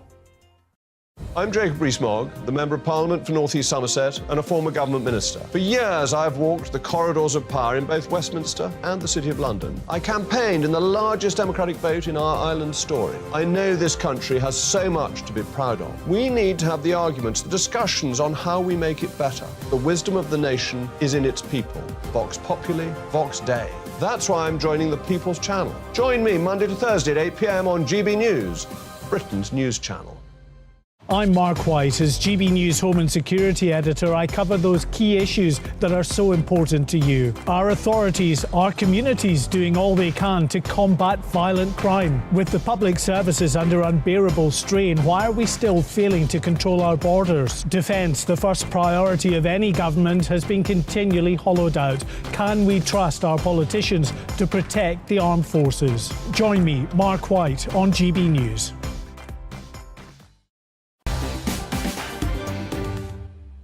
A big reaction to my big opinion, which you can catch shortly on Twitter at GB News. I think that Boris's disloyalty risks only one thing, and that's a Labour government. You are split down the middle on this one. How about this from Richard? Mark, the whole "I'm so sorry" demeanour from Boris does not wash. It's not genuine, it never was. Behind that act was a weak leader that allowed a collapse in the discipline of government and an 80-seat majority that was taken for granted. He blew it. It's that simple. Accept it, says Richard. Well, that, Richard, is the view of his biographer, Tom Bauer, who I spoke to on this programme just last weekend. Mark, thank you for being brave enough to put Johnson back in his box, says Colin. We need to investigate his COVID role in appointing fake companies. I don't know about that one, Colin, but thank you for drawing it to my attention. How about this, though? Because this programme is about diverse opinion. Jones says, Mark, that was a load of rubbish that you've just spouted. The new protocol deal will keep us all under the EU justice system. Boris wasn't given a chance to sort the rest out because of COVID. Then Starmer wouldn't let Partygate go because he didn't have solutions either. Joan there giving me a slap on the wrist. Joan ain't happy. How about this from Sean? If it wasn't for Boris, Labour would be in power now. He won the election. And last but not least, Leslie. Still Boris bashing, says Leslie. Boring. It will come back and bite you on the bum. Well, Leslie, I've got a tiny bum.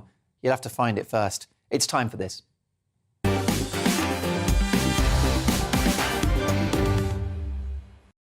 Yes, it's time for the big question in which we tackle a major news story of the day. Tonight, a secondary school in Worcester has caused a stir after replacing mirrors in the toilets with posters urging the students to stop wearing makeup, with one stating that makeup is a harmful drug. The decision has led to a furious backlash from parents and the public with accusations of degrading language. So, on the back of this explosive row, I'm asking, should makeup be allowed in schools? Or should girls go makeup free and concentrate on Charles Dickens and Chaucer, geography, chemistry, equations and all that stuff? Well, let's debate this with a couple of very brilliant people, including broadcaster and political commentator Precious Muir. Precious, great to have you back on the programme. Hi, Mark. How are you? And listen, I see you've gone makeup free tonight. No, I've got makeup on. And just very little. OK. Yeah, Less is more. Less is more. What do you think? This mainly relates to girls. I guess some boys wear makeup, but predominantly it's girls. Yes. Should they go makeup free and concentrate on studying?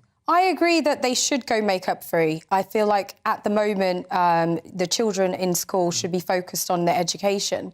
And it's down to the parents to implement these rules because they are allowing their children to go to school with the makeup on. Yeah. The school is doing their best to actually have these rules in place, but they're coming from home. So at the end of the day, it's the parents' decision to make their children either wear the makeup or not. Although doesn't it give the girls a bit of self-confidence, in the way that I would imagine you enjoy wearing makeup? Why can't a 15-year-old do that? I think that you're too young to be wearing adult makeup. This is the problem. It's the fact that this Instagram has become this huge, massive phenomenon where girls do makeup, before and afters. And those videos are actually causing bad mental health. Right, because the girls that can't necessarily look like the girls on the videos get depressed and it causes more issues than necessary. If we understand that as an adult, we have to do these things to obviously do your career, movies, TV, or even just go to your regular job, Children are not supposed to look like adults.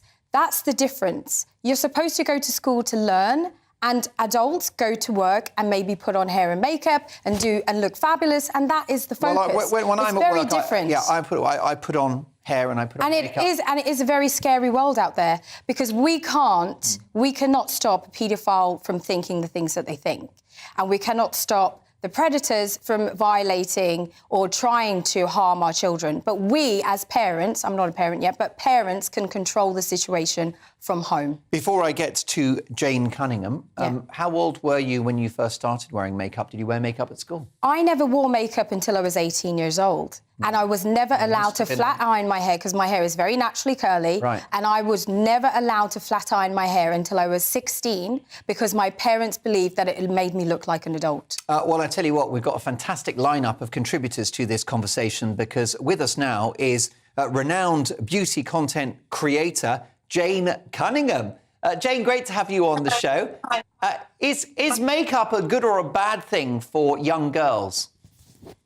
Well, I think there is just such a big spectrum here, because, you know, how young are we talking? I would say for an 8-year-old, it's completely inappropriate.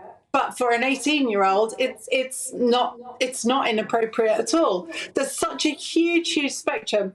And one of the things that I wanted to actually point out is there's no mention of boys, because boys wear makeup too these days. It's not like it's just a girl thing. It just isn't anymore. It's just across the genders.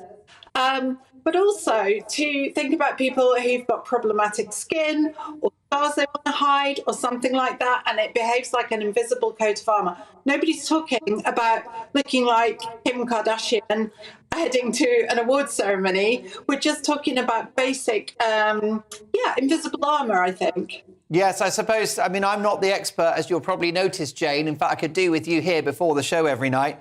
But foundation, right? So just a little bit of colour in the skin, smooth it out, cover some spots. I would see that as completely acceptable. If that's what it takes to get somebody who is... I mean, acne is just such a terrible confidence sapper. I mean, it's very common and it's very normal, but it can really reduce an otherwise very confident child into somebody who's not quite themselves, because they your face is the first thing that you see. So I would immediately say foundation should be okay across the board. It's completely fine. If you have something you need to cover to be yourself, then that should be absolutely fine. Faye, can you put Precious into one of these boxes? Because I'd like to bring her back into the conversation alongside Jane, if I can. There you go. So just a little bit of face covering, a little bit of foundation. What's the problem? Lip gloss, maybe? I think lip gloss is fine for maybe a 14-year-old, 15-year-old or 16-year-old, but anything like a 12-year-old should not be wearing any form of makeup. Anything that looks like it could be intentionally trying to make that child look like an adult. There has to be a line between children and adults. And I feel like what's going on in society right now, the lines are blurred consistently. And we need to be making sure that children are safe. And making your child go out of the house during Monday to Friday to school in a full face of hair and makeup is inappropriate, and the child needs protection, because we can't control the world, but we can make sure our children are safe. Wait a minute, child needs protection. Because a bit of lippy, a bit of blusher. Because you are intentionally trying to receive that attention that you shouldn't be getting at 12 years old. Yes, I do understand. You can get actual cream foundations where you can cover your blemishes. That is totally different than getting a full face of makeup and going to school. I went to Catholic school. You had rules and regulations. Turned out well. Rules and regulations for a right reason. I mean, obviously, I'm an adult. I can do what I want now, Mark. But the nuns did a great job, as a child, as a child, you need those rules in Father place. Dolan. OK, so you can't just let your child go to school however they want to go to school. OK, Jane, come back if you could. Yeah, I will, because it's a very naive assumption to assume that girls or any younger people are wearing makeup to attract the male gaze. They don't do it intentionally, but that's what happens. Precious, let Jane speak. Let's kiss and make up. they are copying TikTok, they are copying Instagram, they watch makeup tutorials. It's like an art form. It's not dangerous unless you put it into a context where I mean, a lot of these girls, they're doing it to them. They're not doing it to attract the male gaze. And if you think that if your perception is that all makeup is to attract unwanted attention, then you're very wrong. No, because you're presenting yourself in a way that is an adult. And when you're a child, you're supposed to be focused on your education and going to school. Now, I didn't say they shouldn't wear makeup at all. Let Precious speak now. I'm not saying that you Let's have a Precious minute. I'm not saying that children shouldn't wear makeup as in at home when they're playing with their friends, on the weekends with their parents in a safe space. But when you leave your home, you do not want your child in a full face of makeup walking to school in the public where there is predators around and people that could try to harm them. This is the reason we have to control certain things for things never to happen. And that's why sometimes you've just got to stop thinking like the world is like, you know, happy and go lucky. We have to put these rules in place. And a 12-year-old should not be wearing a full face of makeup. It shouldn't happen. That's my opinion. Home is fine, but not okay, school. okay. Not at school. You've made your point very eloquently, Precious. Jane, it's over to you. This is such a broad subject. If we're talking about 12-year-olds, that's one thing. If we're talking about 16-year-olds, that's maybe another thing. If we're talking about 8-year-olds, that's another thing. But don't assume there's a predator on every corner. Nobody can live like that. It's just impossible. But also don't assume that it's not something creative and it's not something that people can feel passionate about and that they can take on. I'm in the beauty industry. I understand. I totally understand. Precious. Jane. Moment, if that they can then take on to a career. It's expression, it's artistic. We have a British Beauty Council because the beauty industry brings so much money to this country and they are desperate for people to be creative in it. So just to bring it down to, some perv might look at you when you go to school, it's just so reductive and it's just not really the point. OK, well, Jane, you are known as the British beauty blogger. Do check out Jane's work online. Brilliant to have you on the show. I think your first appearance. Let's do it again soon. And my thanks to a good friend of the show, Precious Muir. Quite a debate there. What's your view? Mark at gbnews.uk.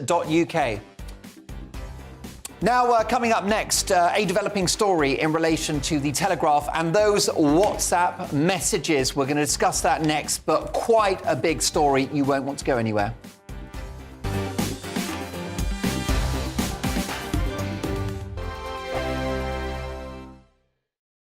First and foremost, I am a GB News fan, and I was before I was working here. Just love the fact that we're asking the questions that a lot of establishment media won't ask. With a bit of a twist, we not only want to inform you, but we want to keep you entertained. It's worth the drive because you get in and the team's all ready and waiting, they're itching to go, and it's a proper little family. GB News is the People's Channel. It's the audience that makes the programme sing. We're giving our viewers and our listeners a voice. I see the thousands of your letters, tweets, emails, you name it, coming in. Britain is broken.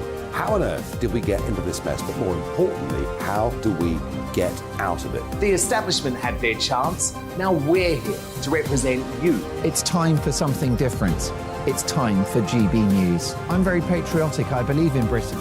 Our best days lie ahead. Britain's watching. Britain's watching. Join us here on GB News. The People's Channel. Britain's news channel.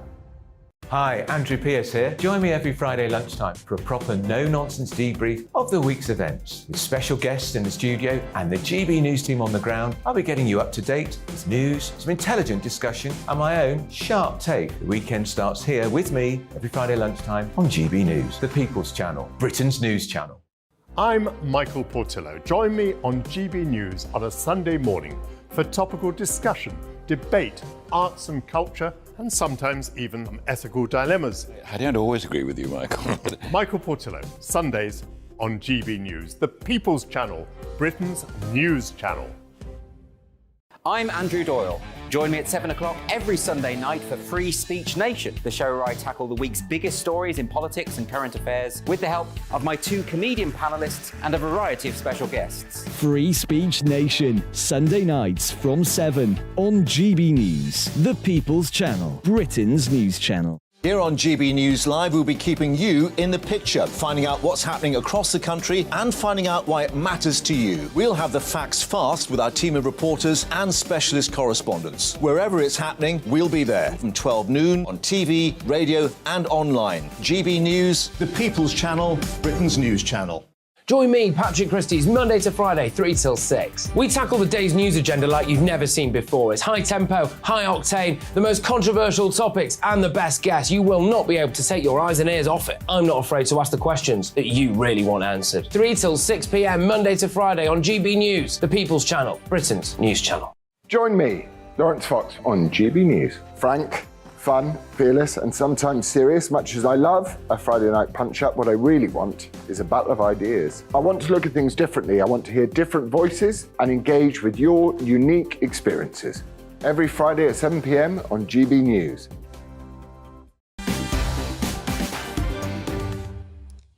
You're watching Mark Dolan tonight, and this is a live rolling news channel. We've got the most outrageous political scandal that's breaking. It's a developing story, and it comes from tomorrow's Sunday Telegraph. It's in relation to the lockdown files, those WhatsApp messages that were released by the journalist Isabel Oakeshott. She wrote a book with Matt Hancock, and he handed over all of his WhatsApp messages throughout the pandemic. Well, she decided to break a non-disclosure agreement in the public interest. And oh boy, is this in the public interest, because the Telegraph are reporting that Matt Hancock wanted to, and I quote, deploy a new COVID variant to frighten the pants off the British public and ensure they complied with lockdowns. This according to, as I say, leaked messages from those WhatsApp groups seen by the Telegraph. In another message, Simon Case, the Cabinet Secretary, top figure within government, said that the fear-guilt factor was vital in ramping up the messaging during the third national lockdown in January 2021. Now, what these allegations suggest, what these alleged messages tell us, is that the Health Secretary and perhaps other figures in government were leveraging fear and panic in order to get us to comply with what were and have proved to be controversial COVID restrictions. It goes on, Matt Hancock, the previous month, appeared to suggest in one message that a new strain of COVID that had recently emerged would be helpful in preparing the ground for the looming lockdown by scaring people into compliance. We frightened the pants off everyone with the new strain is a direct quote from Hancock from these tweets.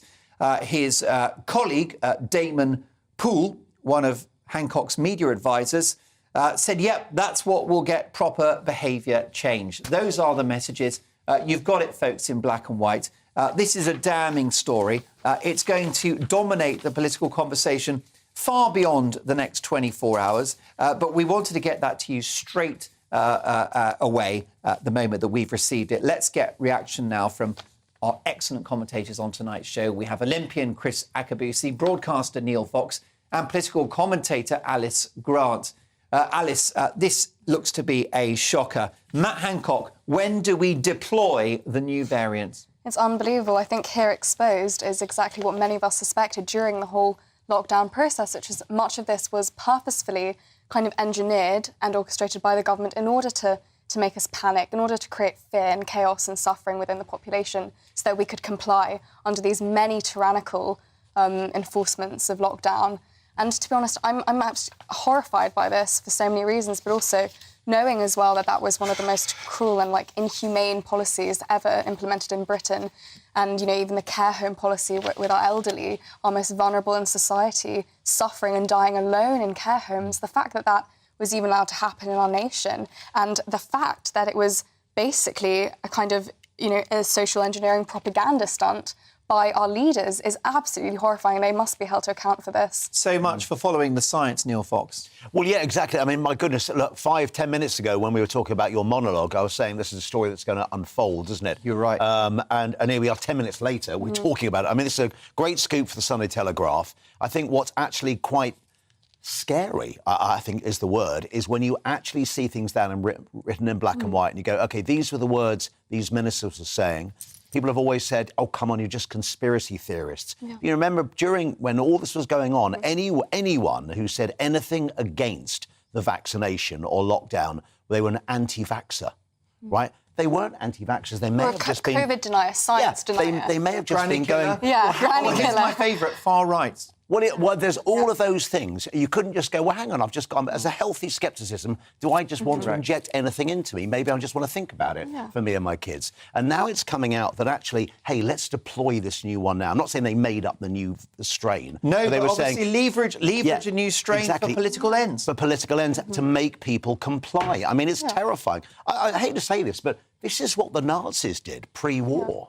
But also what we see is, I think what's similar is just the fact that we see people in positions of power who are just so totally consumed by that power and who are just desperate to wield this very tyrannical and authoritarian grip over the population for political purposes, for control, which is just... And you remember those posters, the scary posters, look into their eyes and tell them, why you broke the rules. I mean, all of that, clearly there were vulnerable people we had to protect. But also we have to think about the mental health as well of the population at the time. And I think one of the most frightening things is that obviously all this fear was causing so much suffering, especially to young people at the time who felt so scared to go out, scared to hug their relatives with fear that they would be blamed and for causing deaths or whatever. It was the most insane, I think, amount of propaganda we've seen with such detrimental effects to mental health. It's my job to balance every debate that we have, Chris Agabusi, and of course Matt Hancock is not here to defend himself. He would argue that himself and the government strove to get everyone tested, to get people vaccinated to save lives. The government would argue that many more people would have lost their lives if we hadn't had these measures. Well, as a lockdown sceptic, I'm not so sure, particularly given that we now have black and white evidence that they leveraged fear around COVID variants, even if they were not a particularly game-changing threat. Look, yeah, I mean, Matt Hancock doesn't need defending. The stuff is here. It's actually quite a shocker, really. If you think what's actually transpiring here, it's quite a shocker. There was a lot of people who felt coerced into taking the intervention.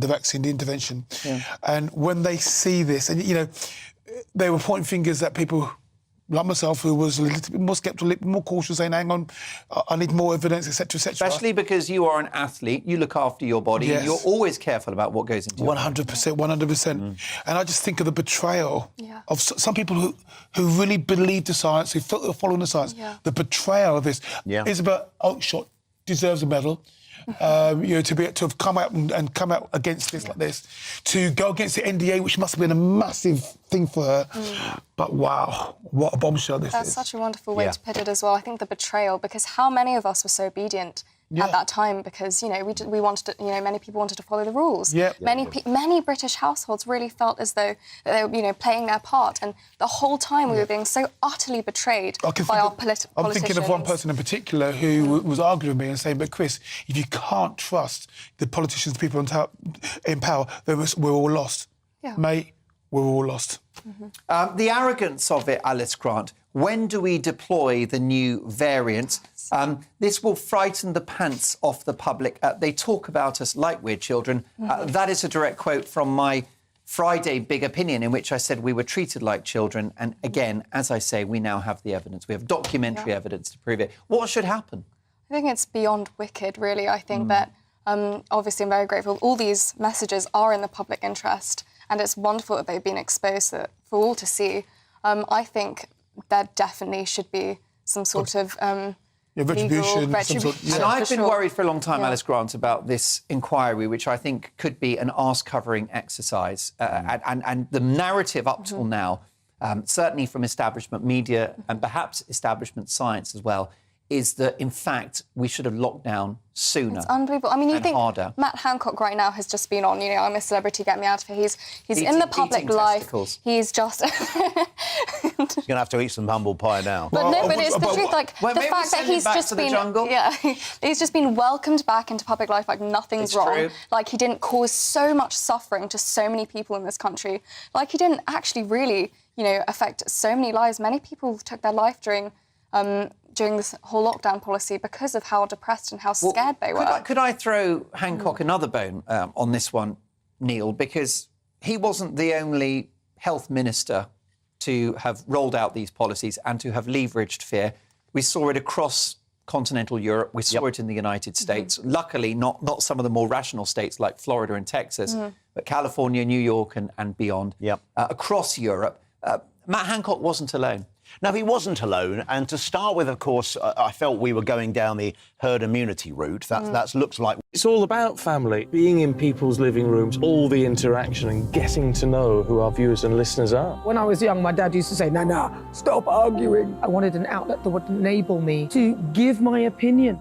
People are going through a really hard time right now, and I know that you don't feel like you're being listened to by the establishment. I came to GB News because it's the People's Channel, and I want the audience to have their say on the events of the day. We're dynamic. We do something different. Democracy shows that the wisdom of the nation is in its people.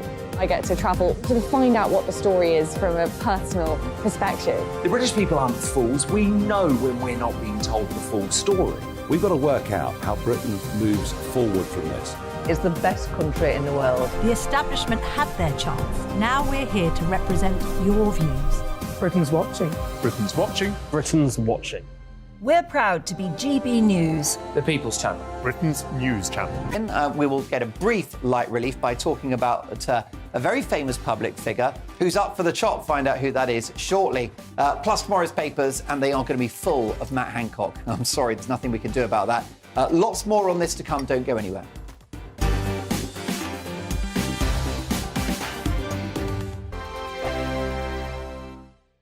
It's all about family, being in people's living rooms, all the interaction and getting to know who our viewers and listeners are. When I was young, my dad used to say, "Nah, stop arguing." I wanted an outlet that would enable me to give my opinion. People are going through a really hard time right now, and I know that you don't feel like you're being listened to by the establishment. I came to GB News because it's the People's Channel, and I want the audience to have their say on the events of the day. We're dynamic. We do something different. Democracy shows that the wisdom of the nation is in its people. I get to travel to find out what the story is from a personal perspective. The British people aren't fools. We know when we're not being told the full story. We've got to work out how Britain moves forward from this. It's the best country in the world. The establishment had their chance. Now we're here to represent your views. Britain's watching. Britain's watching. Britain's watching. We're proud to be GB News. The People's Channel. Britain's news channel. Monday to Thursday, 9 p.m. till 11 p.m. Join me, Dan Wootton. I'll bring you the sharpest takes and hottest debates. Do you not believe in prison? I don't believe in prisons. I'm completely stunned. I guarantee you there'll be no spin, no bias, no censorship. I actually was personally quite offended by it. And no reason to go to bed. So I guess they've always been quite woke. That's Dan Wootton tonight on TV, radio and online. Monday to Thursday from 9 p.m. till 11 p.m. on GB News. The People's Channel. Britain's news channel. Hello, I'm Michelle Dewberry, and you can join me every weekday 6 till 7 on Jubes and Kerr. You're an inspiration to us all. Clip that bit up. Well, you are. That's my ringtone. My political ambitions those days are gone, I can tell you. She's only teasing. Go on. He's probably going to want to lay down now. I'll give him 2 minutes to have one. Let's respectfully disagree. That's what we like Absolutely. on Jubes and Kerr. Come and join us. GB News, the People's Channel. Michelle Dewberry, weekday evenings at 6 o'clock. I'm Simon Evans. Join me on GB News for Headliners at 11 p.m. What's the scoop? I'll be joined by two of the country's top comedians. That's right. As we take a look at tomorrow's newspapers tonight. We're going to get into trouble. If it's a big story, we'll be covering it. Spill some tea on him. There we go. But we'll also have some fun. I wouldn't stick up a bank. My father didn't love me. So anyway. Headliners every night from 11 on GB News, the People's Channel, Britain's news channel. We are GB News, the People's Channel. And right across the United Kingdom. You can find us on Sky Channel 512. Virgin Media Channel 604. Freesat Channel 216. Freeview Channel 236. And YouView Channel 236. You can also take us with you on DAB Plus Radio. With the GB News app and at the website gbnews.uk. We're absolutely everywhere. Come join us on GB News, the People's Channel, Britain's news channel.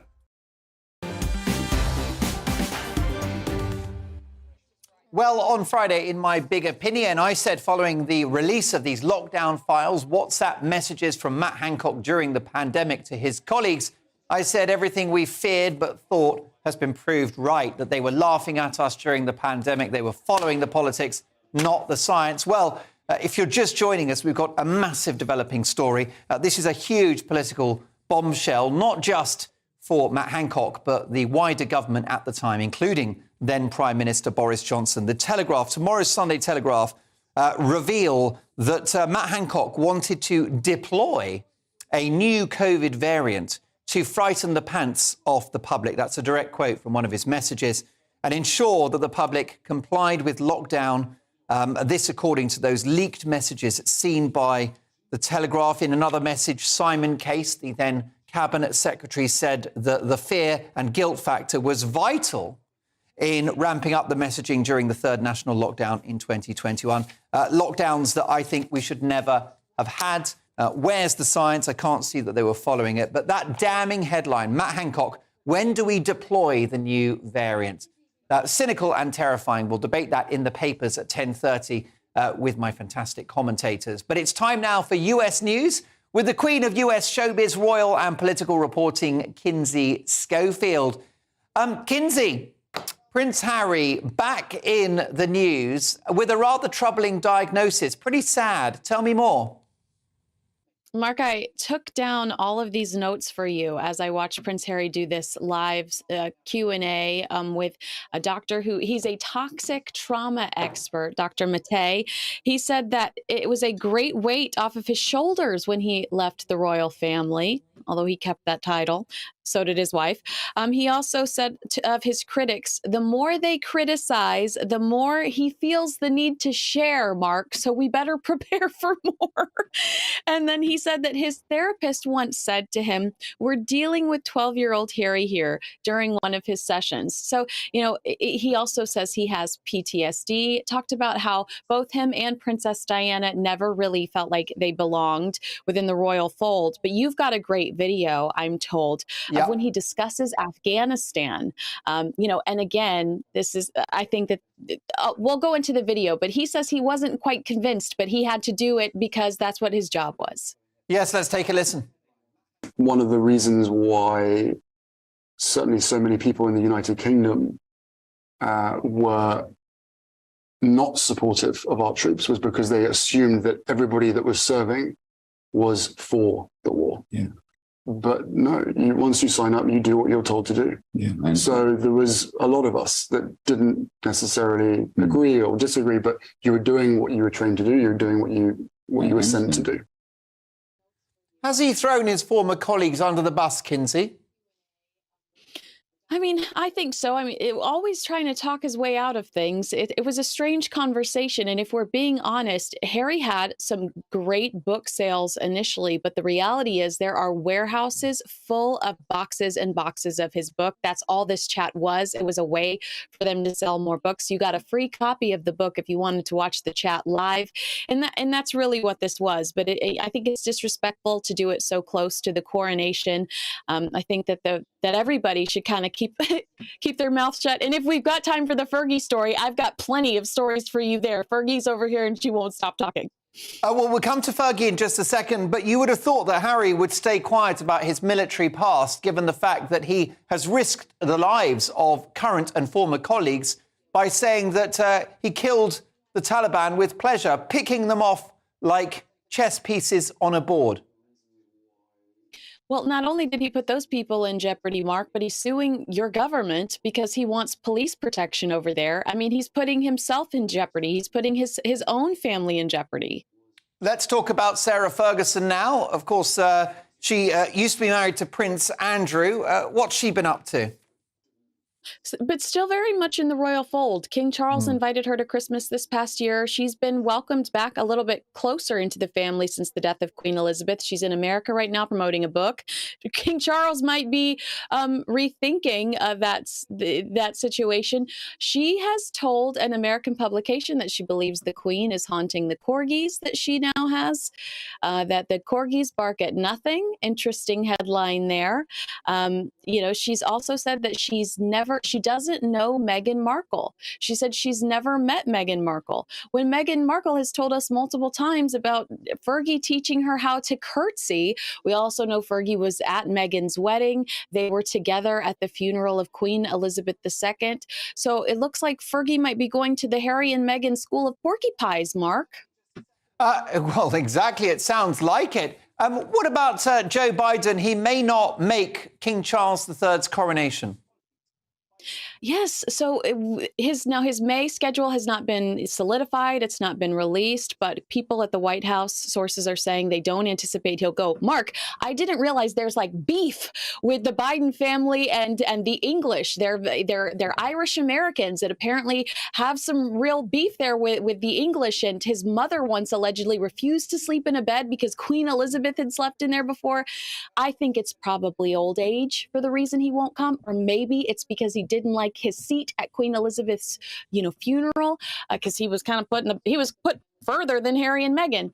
But perhaps he might not be attending the coronation. Would any of us miss him? I don't know. But I'm not sure we would. Many of my viewers and listeners will not recognize the name, but Ron DeSantis could be the next US president. Who is he, and tell me more? Oh, they will recognize the name because, like, Kinsey and Mark are the Ron DeSantis fan club. That's true. From what I can tell. Well, we talk about Ron a lot. He's the governor of Florida, and he's really one of Trump's biggest competitors when it comes to the 2024 presidential season. We're going to see him go head-to-head with Trump. Trump calls him Ron DeSanctimonious. He's got a couple of nicknames for him. He's already throwing punches.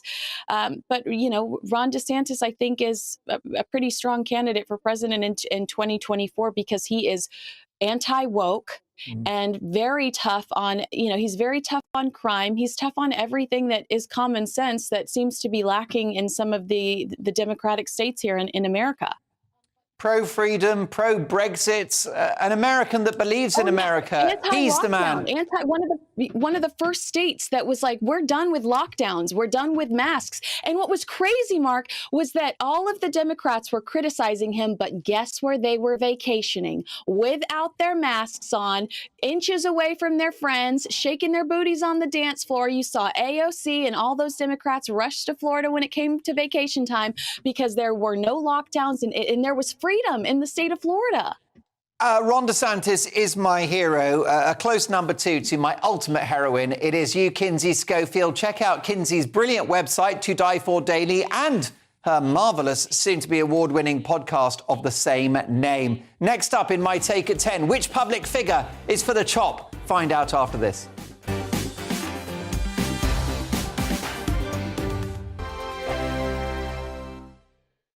I joined GB News because I was sick and tired of not hearing my views being represented, not just mine, but so many people that I knew and spoke to. I just couldn't get my voice out there. I couldn't say anything. I couldn't do anything. Whatever the narrative was, I kind of had to follow it. GB News is there to provide a voice for those who have been ignored by the establishment media. We think different things. We've got a different style. GB News is here to be optimistic and positive about the future. It's real kind of dynamic and flowing, with the audience very much at the heart of it, like a big family.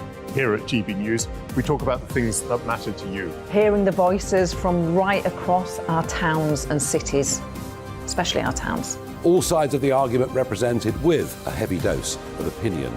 We're on a mission here to make a difference. And the GB News family really is here for you, and whatever time of day you can watch or listen. Britain's watching. Britain's watching.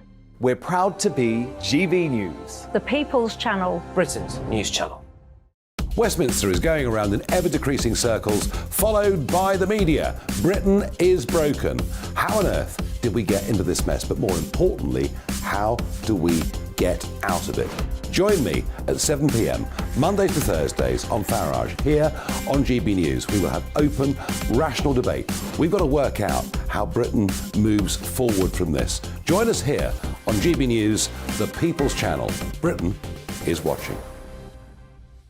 You've probably seen politicians interviewed 1,000 times, but we do it differently. We find out who they really are. We don't shout, we chat, and hopefully we bring a bit of light, not just heat. Did you know Kate Moss? Apparently.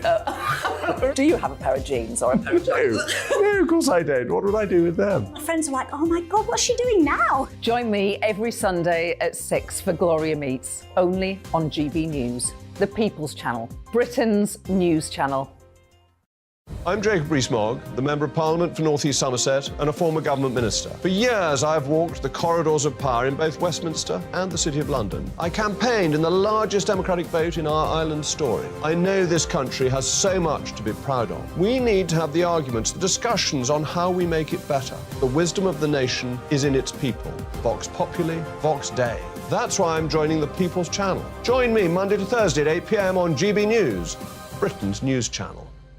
I'm Mark White. As GB News Home and Security Editor, I cover those key issues that are so important to you. Our authorities, our communities doing all they can to combat violent crime. With the public services under unbearable strain, why are we still failing to control our borders? Defence, the first priority of any government, has been continually hollowed out. Can we trust our politicians to protect the armed forces? Join me, Mark White, on GB News.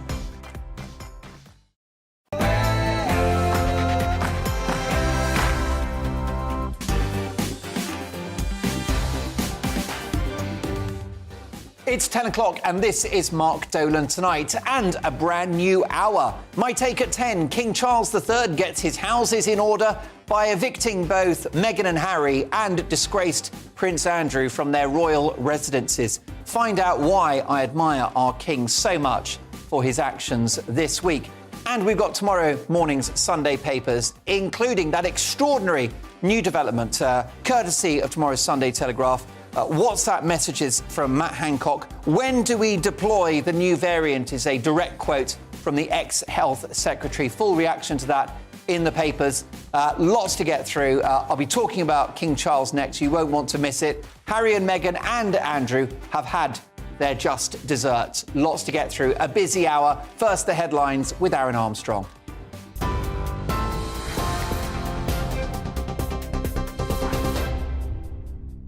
Hi there, let's get you up to date with the top lines from the GB newsroom. The Duke of Sussex says some British soldiers were not necessarily supportive of military efforts in Afghanistan.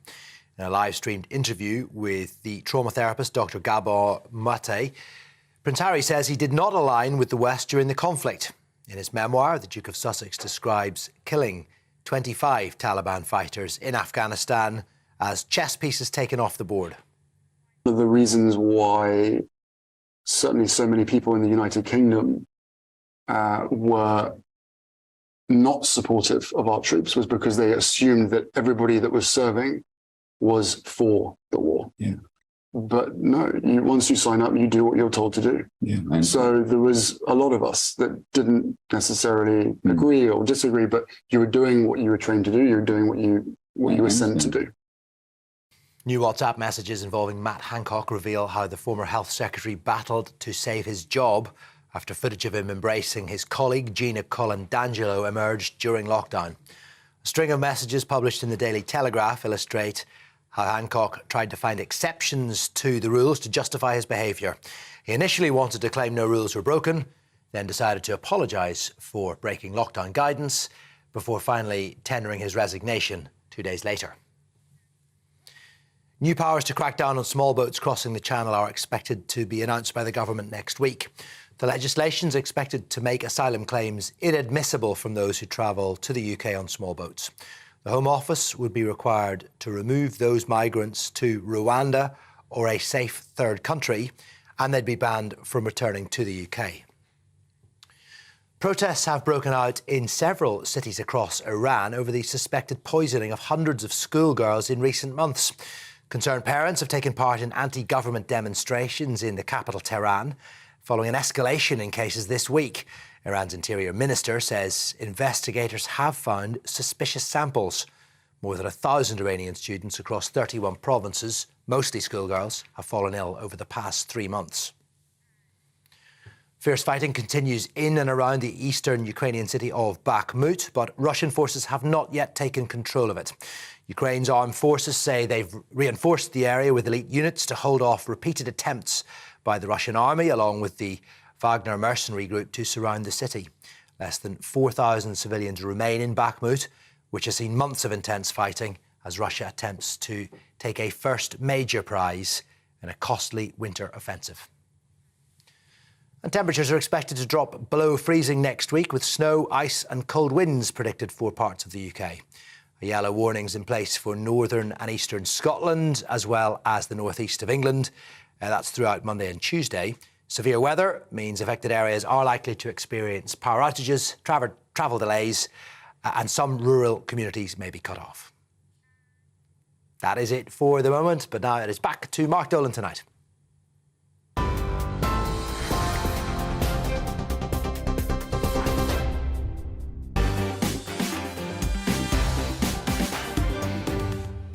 Welcome to Mark Dolan tonight. My take at 10. What a week for King Charles, who looks to have evicted both Harry and Meghan and Prince Andrew from their lavish royal homes.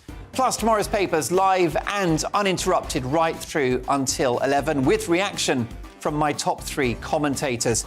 I want to hear from you throughout the show. Mark at gbnews.uk. And there's only one story in town, and it is the developing story courtesy of tomorrow's Sunday Telegraph, if you're just joining us. According to the lockdown files, these dropped WhatsApp messages from Matt Hancock, former Health Secretary during the pandemic. Matt Hancock wanted to deploy a new COVID variant, which was on the horizon, to, and I quote, frighten the pants off the public and ensure that they complied with lockdown. Earlier in the pandemic, Matt Hancock, the then Health Secretary, appeared to suggest in one message that a new strain of COVID that had recently emerged would be helpful, that's right, helpful in preparing the ground for the looming lockdown by scaring people into compliance. An absolute scandal. We'll deal with that in just a few minutes. But first, my take at 10.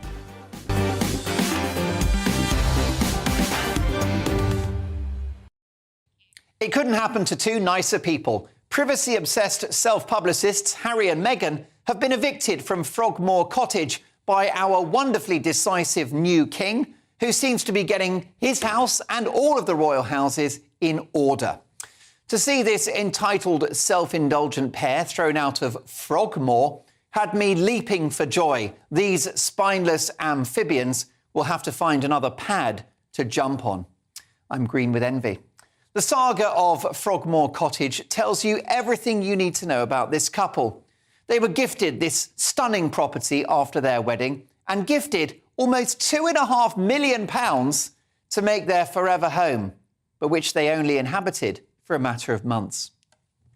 Why? Because nothing will ever be good enough for the Prince and Princess of Hollywood, for Yoko Ono, Meghan Markle, the woman who split up the royal Beatles, and professional sulk Prince Harry, the world's least happy millionaire. Now, in the end, the couple repaid those taxpayer-funded renovations, but only because they knew they were off to La La Land. If they'd stayed in Britain, mark my words, they would have clung on to their cash, enjoying this lavishly decorated mansion whilst you and I picked up the bill. Meanwhile, poor old Randy Andy, Prince Andrew, a man who claimed in a Newsnight interview that he can't sweat, is now sweating big time as he faces eviction from the Royal Lodge, a £30 million, 30-bedroom house. £30 million, 30 bedrooms. That's £1 million per room. And even 30 bedrooms isn't enough to contain his massive ego. In a hilarious downturn in his fortunes, old Andy may get shoved into Frogmore instead, the perfect habitat for this slimy toad. All of this paints a picture of a king that's getting things done. His coronation will be a glorious affair as Charles seeks to choreograph an event that shows Britain off on the world stage but does not break the bank as hard-pressed Brits struggle with higher mortgage costs, excruciating rent, energy bills, the cost of travel and ever-growing food price inflation.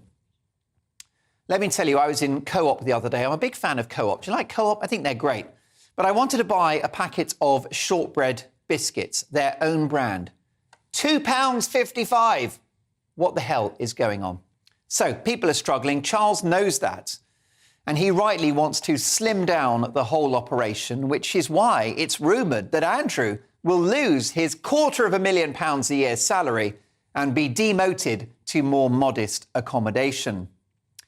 Flanked by his dignified and beautiful wife, Queen Camilla, Charles is slimming down the monarchy, cutting off obscure royals that you and I have never heard of, and making sure that this still lavish monarchy gives the great British public some bang for their buck.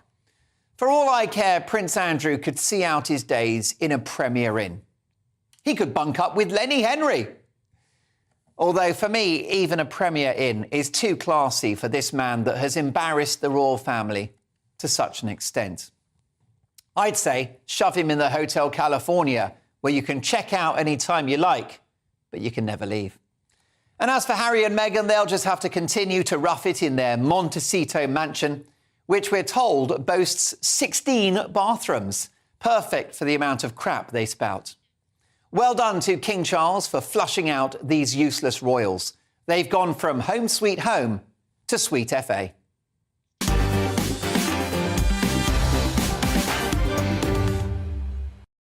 You know, I'm going to have to get off that fence at some point. What's your view? Would you like to defend Andrew and indeed Harry and Meghan? Is it unfair that they have collectively been turfed out of their digs?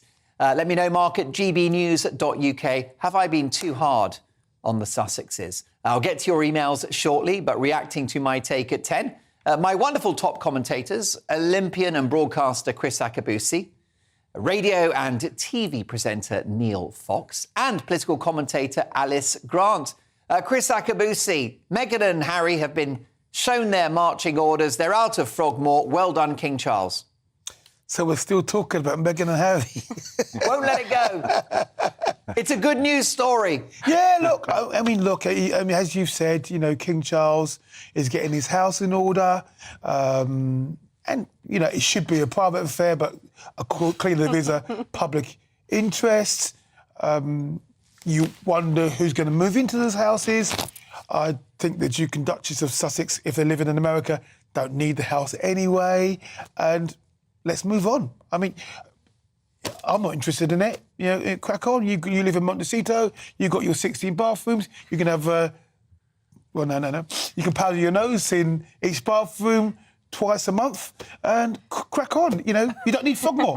But why are we talking about them? Why? Well, I think actually it is a positive story because, Neil, normally we're critical of this couple, but actually this will be received with a great sense of satisfaction from British taxpayers who are no longer going to be bankrolling Prince Andrew in a £30 million, 30-bedroom house, and Harry and Meghan are separated from, frankly, a cottage they probably never deserved to have. Yeah, I think since Prince Charles became King Charles, he certainly seems to have got cracking in a way with trying to work out what his monarchy is going to be like. You know, he's getting his house in order. Absolutely, his royal house in order. You know, his mother was an incredible woman to follow. And how could you follow in her shoes? Well, he's obviously going to do it in his own style. There are some things here that clearly maybe he didn't agree. You know, she was a mother and so was looking after her kids and her grandchildren. Maybe he's come in and gone, look, if we're going to slim down this and be taken seriously, here are some things that we need to do instantly that I think the public will take seriously. And I'm sure no one's going to be whinging and saying, no, they should still have Frogmore. And no, I think Prince Andrew should still have his 30-bedroom house. I think most people will be going, seems like a pretty smart move.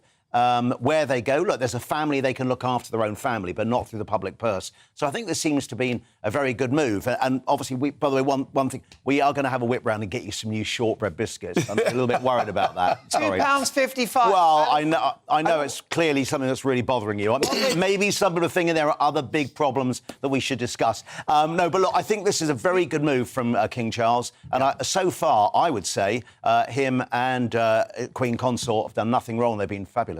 Yeah, £2.55, Alice Grant, for shortbread biscuits, own brand. By the way, they're Co-op, they're very good, but £2.55. I'll take note of that, Mark. Yeah. I mean, you're a struggling student. You can only dream of £2.55 for a packet of biscuits. Yeah, that's quite shocking.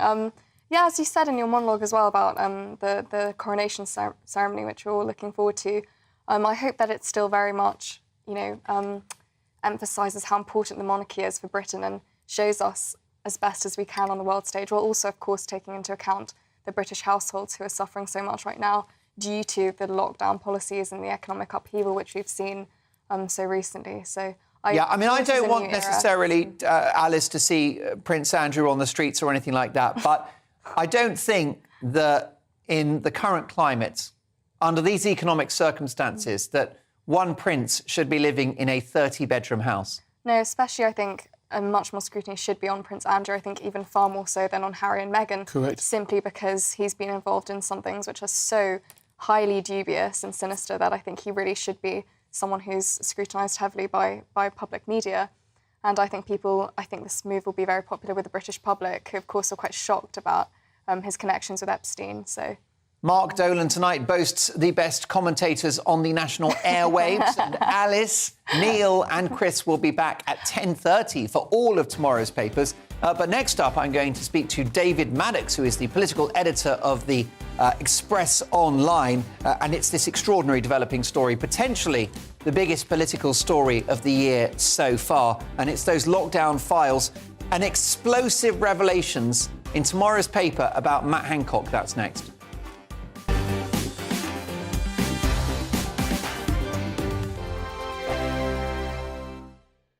First and foremost, I'm a GB News fan, and I was before I was working here. Just love the fact that we're asking the questions that a lot of establishment media won't ask. With a bit of a twist, we not only want to inform you, but we want to keep you entertained. It's worth the drive because you get in and the team's all ready and waiting, they're itching to go, and it's a proper little family. GB News is the People's Channel. It's the audience that makes the programme sing. We're giving our viewers and our listeners a voice. I see the thousands of your letters, tweets, emails, you name it, coming in. Britain is broken. How on earth did we get into this mess? But more importantly, how do we get out of it? The establishment had their chance. Now we're here to represent you. It's time for something different. It's time for GB News. I'm very patriotic. I believe in Britain. Our best days lie ahead. Britain's watching. Britain's watching. Join us here on GB News. The People's Channel. Britain's news channel. Hi, Andrew Pierce here. Join me every Friday lunchtime for a proper no-nonsense debrief of the week's events. With special guests in the studio and the GB News team on the ground, I'll be getting you up to date with news, some intelligent discussion and my own sharp take. The weekend starts here with me every Friday lunchtime on GB News, the People's Channel, Britain's news channel.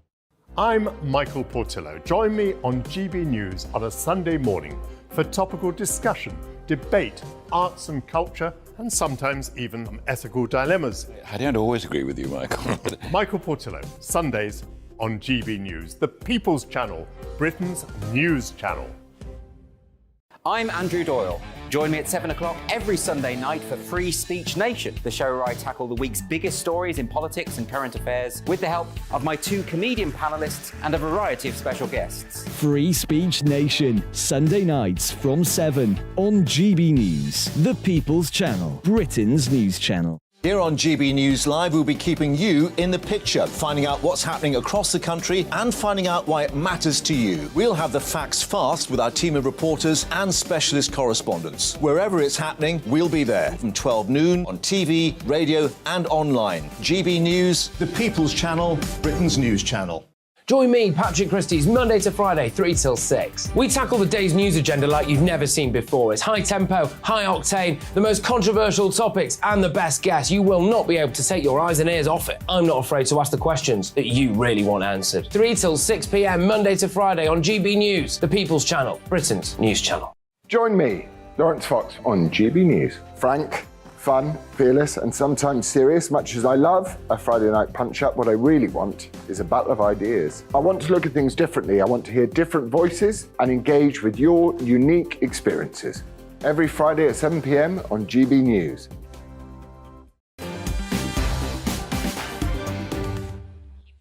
Well, listen, a big reaction to my take at 10. I've congratulated King Charles for evicting Harry and Meghan and Andrew from their plush royal properties.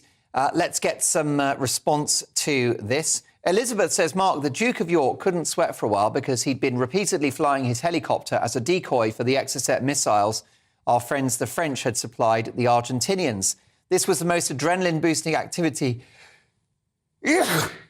My first ever TV sneeze. Can I apologise, everyone? And I apologise to Elizabeth for interrupting your email there. This was the most adrenaline-boosting activity you could think of, and it upset the sweating mechanism. It doesn't become you to sneer about it. I bet you couldn't have done that, nor could most men. Well, thank you, Elizabeth, for setting the record straight. Joseph would like to join that condemnation of my mocking of Andrew. Joseph says, Mark, I can't believe how disrespectful everyone is being towards Prince Andrew. He's a royal war hero who has been smeared by false allegations. His only crime being a loyal friend. And also Gordon says, Mark, the Royal Lodge is a 30-room mansion with 7 bedrooms, not a 36-bedroom house. Gordon, thank you for that.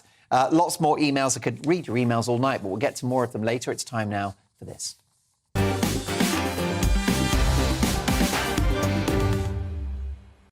A first look at tomorrow's papers, and we'll start with the Sunday Telegraph, who have not just the story of the day, but potentially the story of the year.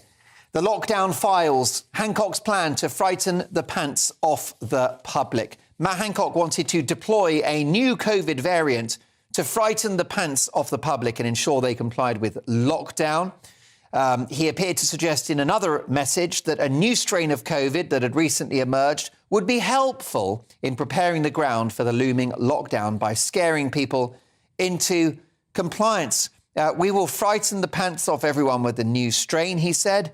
And his colleague, media advisor Damon Poole, said, yes, that will get proper behavioural change. And let's have a look at the Sunday Express. Prince Harry's most revealing interview yet. I've been in fight or flight mode since I was 12. I'd love to have more flight than fight, but there you go. I always felt different to the rest of my family. And cocaine did nothing, but marijuana did help. And Rishi Sunak, I will stop the migrant boats. PM vows to slam a brake on abuse of human rights laws to control asylum. More of tomorrow's papers at exactly 10:30 sharp, but let's get an early reaction now from one of my favourite journalists. He is the political editor of the Express Online. It's David Maddox. Hi, David. Hi, Mark. How are you? I'm very well, and I want to give your paper, the Sunday Express, plenty of concentration and focus in a moment. But can we talk about this massive story in the Sunday Telegraph? Hancock's plan to frighten the pants off the public. We feared it all along. Well, we were right. A lot of this was politics and fear rather than science or our health. Absolutely. And actually, this is linked to my old gig at the Sunday Express as well, because we were the one newspaper throughout that terrible period in our recent history who were actually saying that this was going on and that this was a tactic being used. When people talk about the MSM, we were the one who stood out. And, you were, and it was you, and it was your colleagues, the editors, Lucy Johnson, the health editor, who is now with you, who was our editor.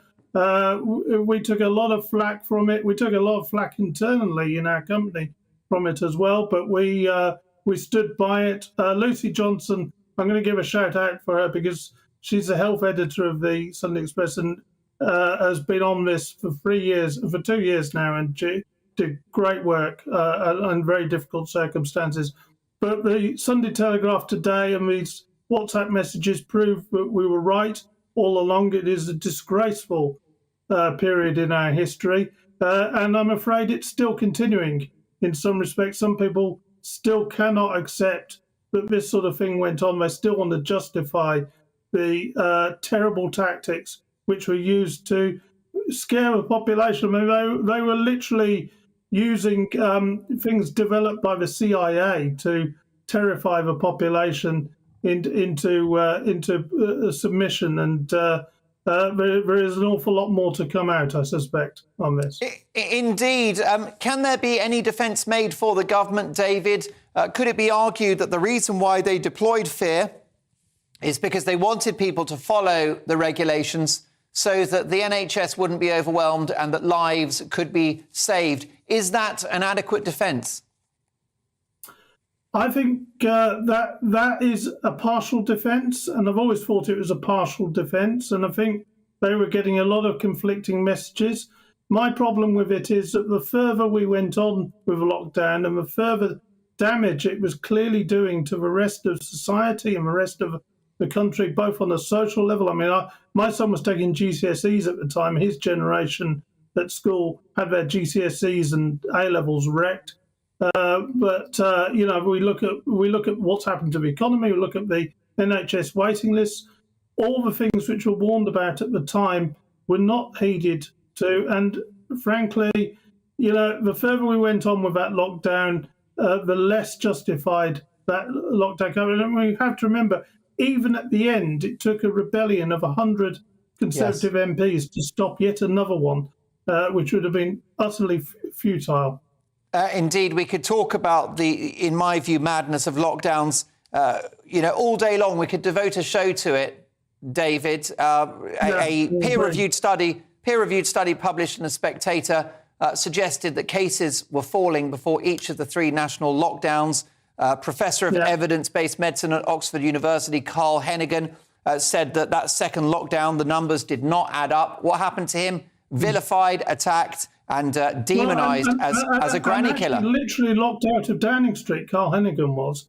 Really? He was giving advice, and they literally locked him out. I mean, it was a shocker, really. I mean, there are a lot of people, not just in this country, but around the world, especially the Western world, who will have a lot to answer for in the future. Very symbolic, David, that a professor of evidence-based medicine was not allowed to enter Number 10 during the pandemic. Very metaphoric. Can we talk about Number 10 and the Sunday Express? What a cracking story you've got. An exclusive from David Williamson and Jonathan Walker. Rishi, I will stop the migrant boats. If he can do that, David Maddox, a game changer in his premiership. I think so. It's one thing that he needs to do. I mean, there are clearly manoeuvres against him. Boris Johnson speech a couple of days ago on his deal on Northern Ireland kind of flagged that up, really, and there's a lot of concerns around that. Now, I ran a story earlier in the week that Suella Braverman was telling MPs in private meetings that it might take weeks for this legislation to come forward, and I can tell you, they were absolutely livid about it. It had been postponed at least twice, as far as I know. And, there are, MPs who have hotels crammed with illegal migrants. There are, having problems all over the place. The Red Wall MPs in particular, I think, are suffering from this and see no way out of way to victory without actually dealing with this problem. And finally, having promised it in early January, he's getting round to it. And good for him. And if he does it, it is a game changer. I can tell you, though, we've just run a poll yesterday which showed that the public think he's been a bit too slow about it. Yes, get cracking, Rishi. That looks like a brilliant edition of the paper. You've just put it to bed. A Prince Harry splash and also an exclusive. Rishi, I will stop the migrant boats. That's in tomorrow's Sunday Express. The political editor of the Express Online is David Maddox. David, thanks, and we'll catch up soon. Pleasure. Brilliant stuff. Lots more to come. And of course, there's only one story in town. Could this be the biggest story of the year politically? It's the WhatsApp lockdown files and the shocking revelation that Matt Hancock wanted to deploy a new COVID variant to, and I quote, frighten the pants off the public. More reaction after this and all of tomorrow's papers. See you in 2.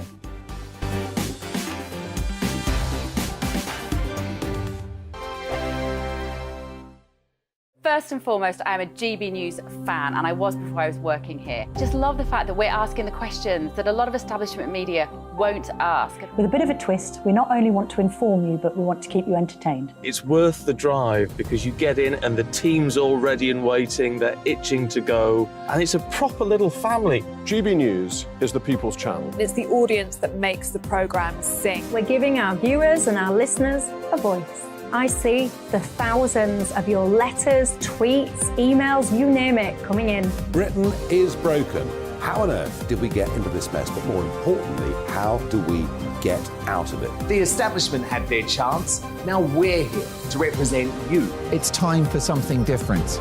It's time for GB News. I'm very patriotic. I believe in Britain. Our best days lie ahead. Britain's watching. Britain's watching. Join us here on GB News. The People's Channel. Britain's news channel.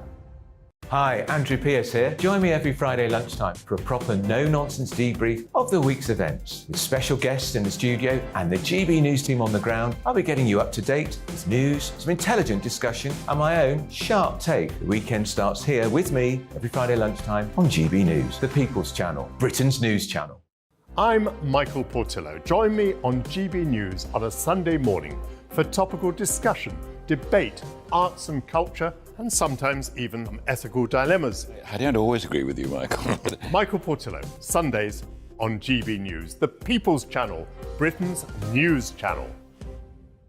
I'm Andrew Doyle. Join me at 7 o'clock every Sunday night for Free Speech Nation, the show where I tackle the week's biggest stories in politics and current affairs with the help of my two comedian panellists and a variety of special guests. Free Speech Nation, Sunday nights from 7 on GB News, the People's Channel, Britain's news channel. Here on GB News Live, we'll be keeping you in the picture, finding out what's happening across the country and finding out why it matters to you. We'll have the facts fast with our team of reporters and specialist correspondents. Wherever it's happening, we'll be there from 12 noon on TV, radio and online. GB News, the People's Channel, Britain's news channel.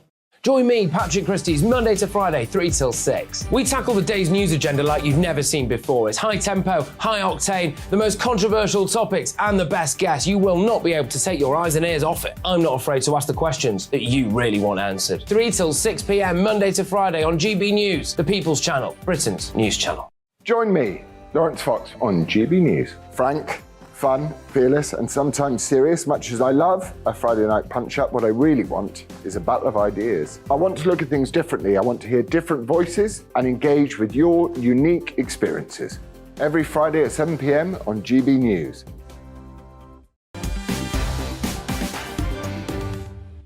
Now, on Mark Dolan tonight, I don't seek to spark controversy. That's not my style. But a big reaction to the Co-op, because I'm a regular at the Co-op supermarket.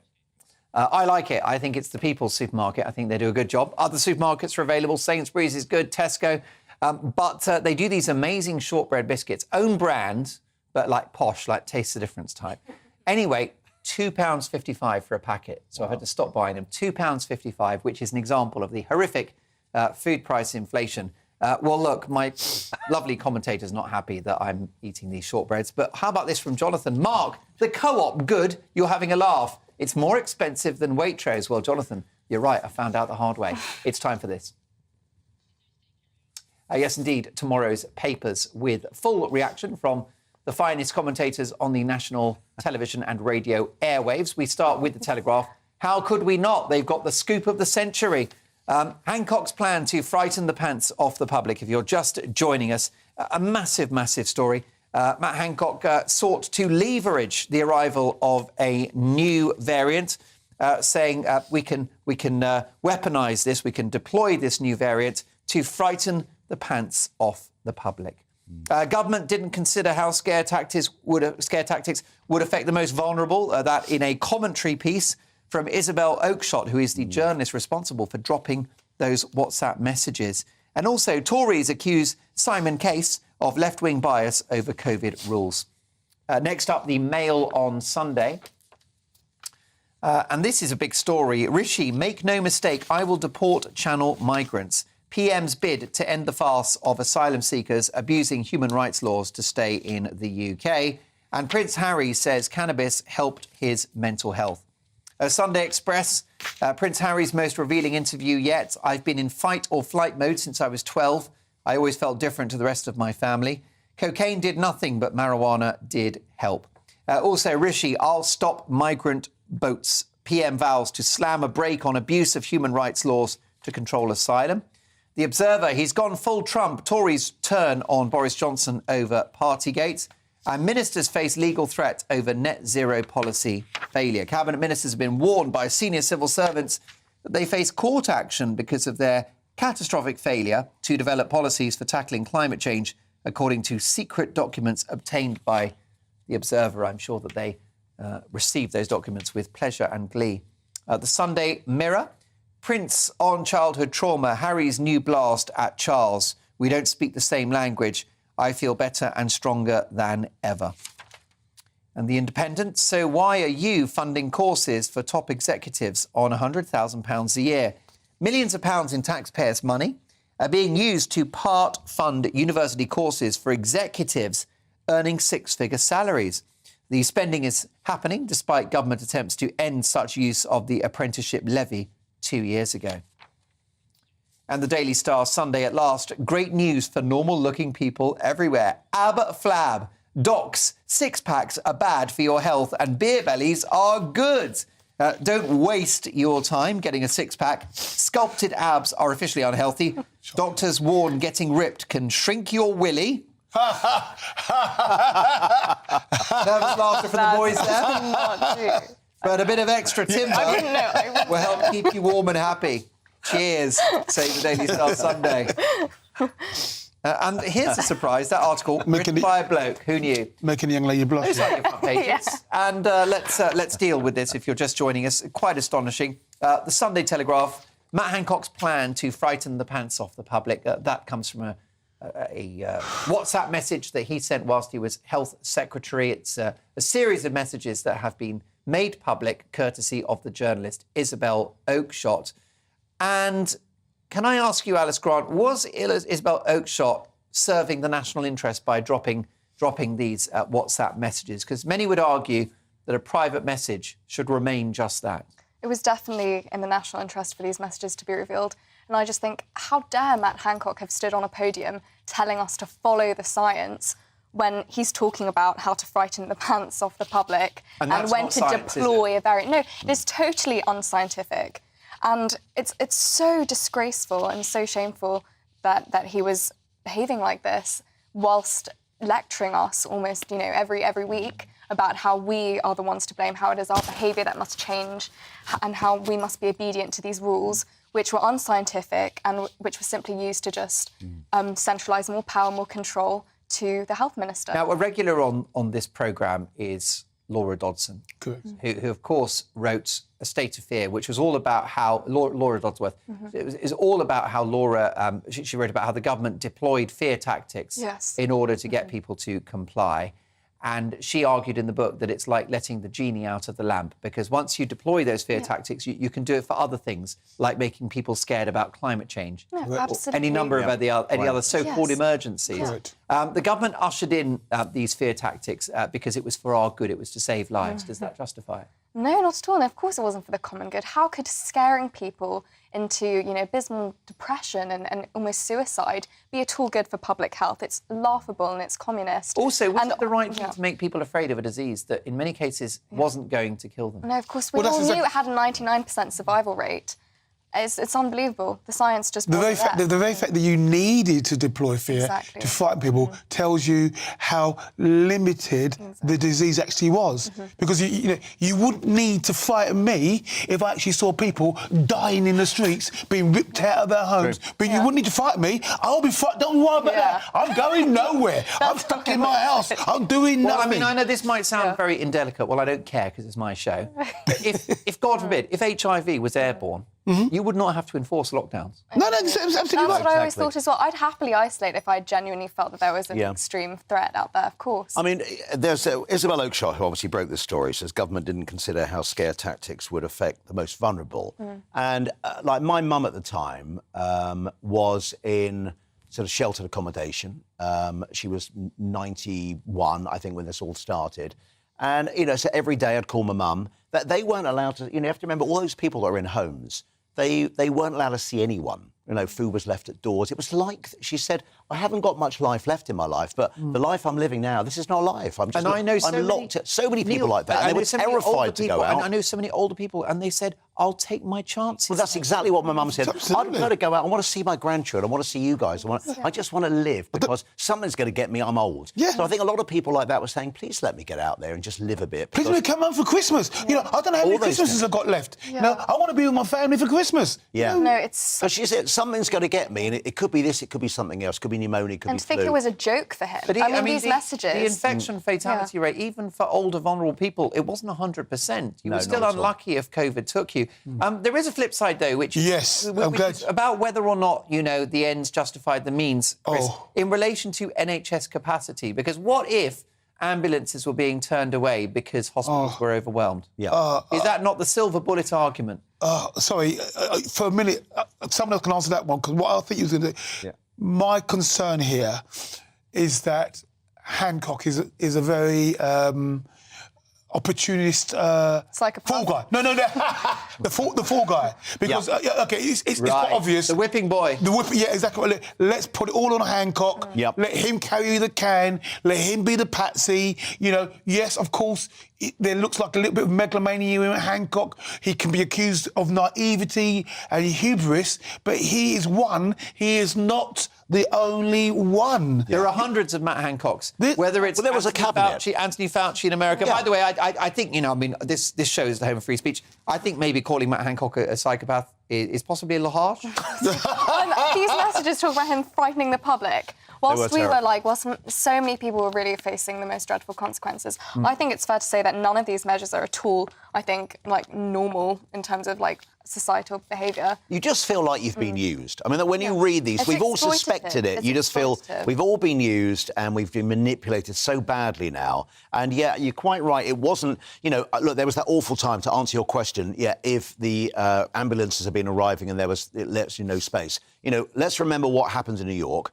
where there were bodies piling up on the street, and it was awful. Actually, there were times there. But they managed to control that. And to start with, it was like, what the hell's going on here? Once they got it under control, and I think certain measures we can all understand, because we looked at what was happening in Italy, and it was scary. And we wondered whether that was going to happen to us. And we could all live with 3 weeks, couldn't we? Yeah, we could. But then it was like the second lockdown, and then this thought of the third one. It was all insane, because by then we'd worked out who was vulnerable, and all you needed to do was get the vaccines or whatever to people that were vulnerable, forget the rest of the country, and locking down what happened to the economy, and then everything else your other guest was saying, the Express online editor, just, you know, with everything to do with the economy, to do with now the sort of waiting list at NHS, all these other knock-on effects that people said were going to happen, and they have happened now, and sadly this has come around now to literally smack them in the face. Yeah, and the big mantra at the time was follow the science, okay? And this is and the big scientific chiefs at the moment were Ritti and Valance, correct?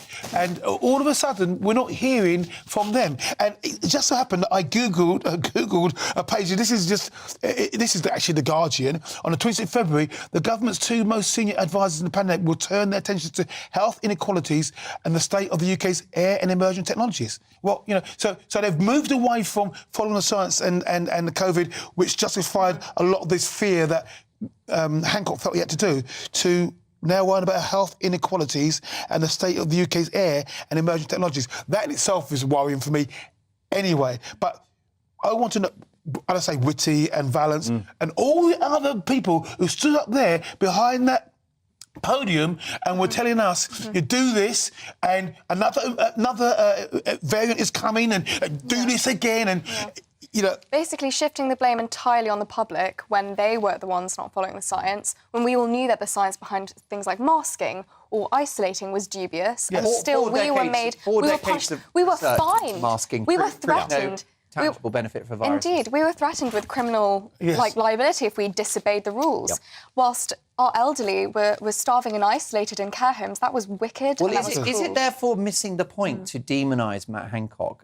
Is it not just an entire generation of not just politicians, but senior medics, scientists, and indeed media figures? Well, I think he's trying to carry the media. TV presenters who ranted every day on TV saying, why aren't we locking down?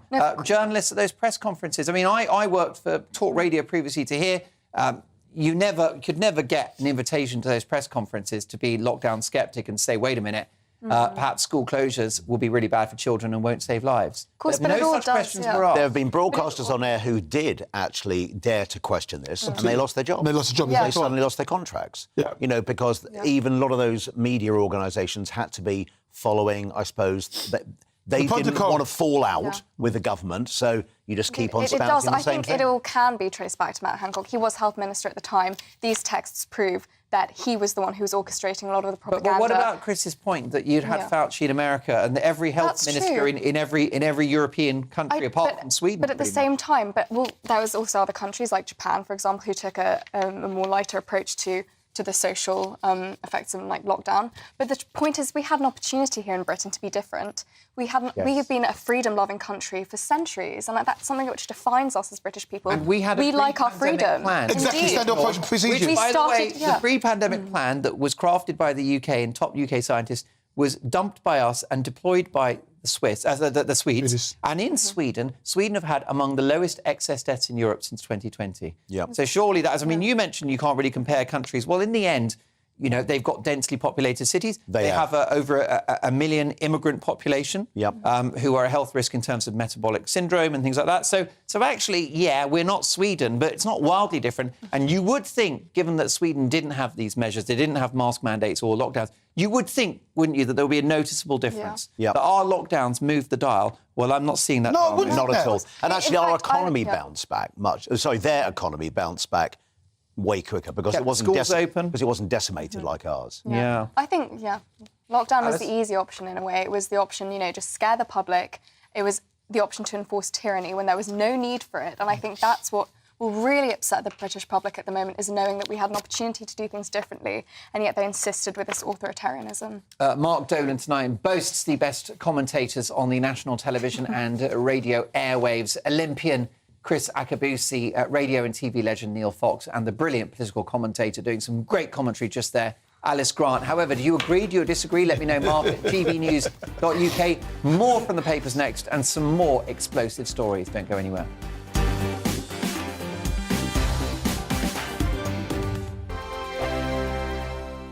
It's all about family, being in people's living rooms, all the interaction and getting to know who our viewers and listeners are. When I was young, my dad used to say, Nana, stop arguing. I wanted an outlet that would enable me to give my opinion.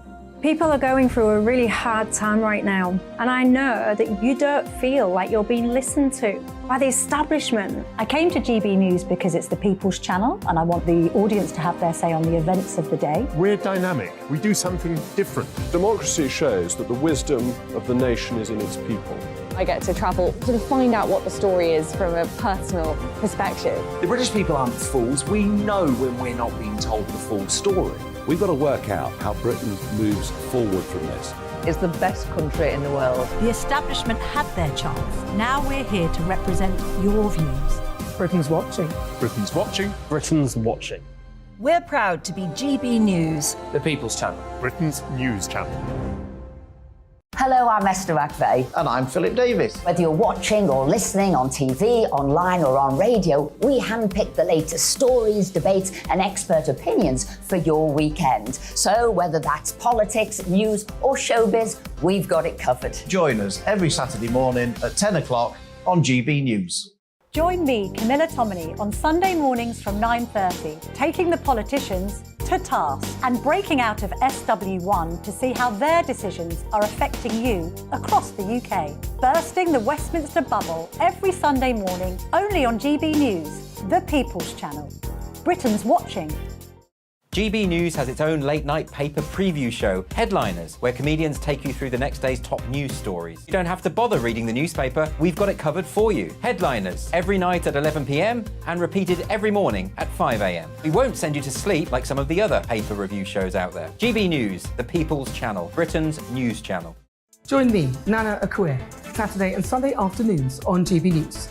Expect fiery debate and passionate discussion as me and my panel tackle some of the biggest topics hitting the headlines. It's a place for everyone's opinion. No one gets cancelled, but no one gets an easy ride. Oh, she's on it today! Be ready for conversations that are fierce, frank, and of course, fun. Every Saturday and Sunday afternoon from 4 p.m. on GB News, the People's Channel. We are GB News, the People's Channel. And right across the United Kingdom. You can find us on Sky Channel 512, Virgin Media Channel 604, Freesat Channel 216, Freeview Channel 236, and YouView Channel 236. You can also take us with you on DAB Plus Radio, with the GB News app and at the website gbnews.uk. We're absolutely everywhere. Come join us on GB News, the People's Channel, Britain's news channel. It's all about family.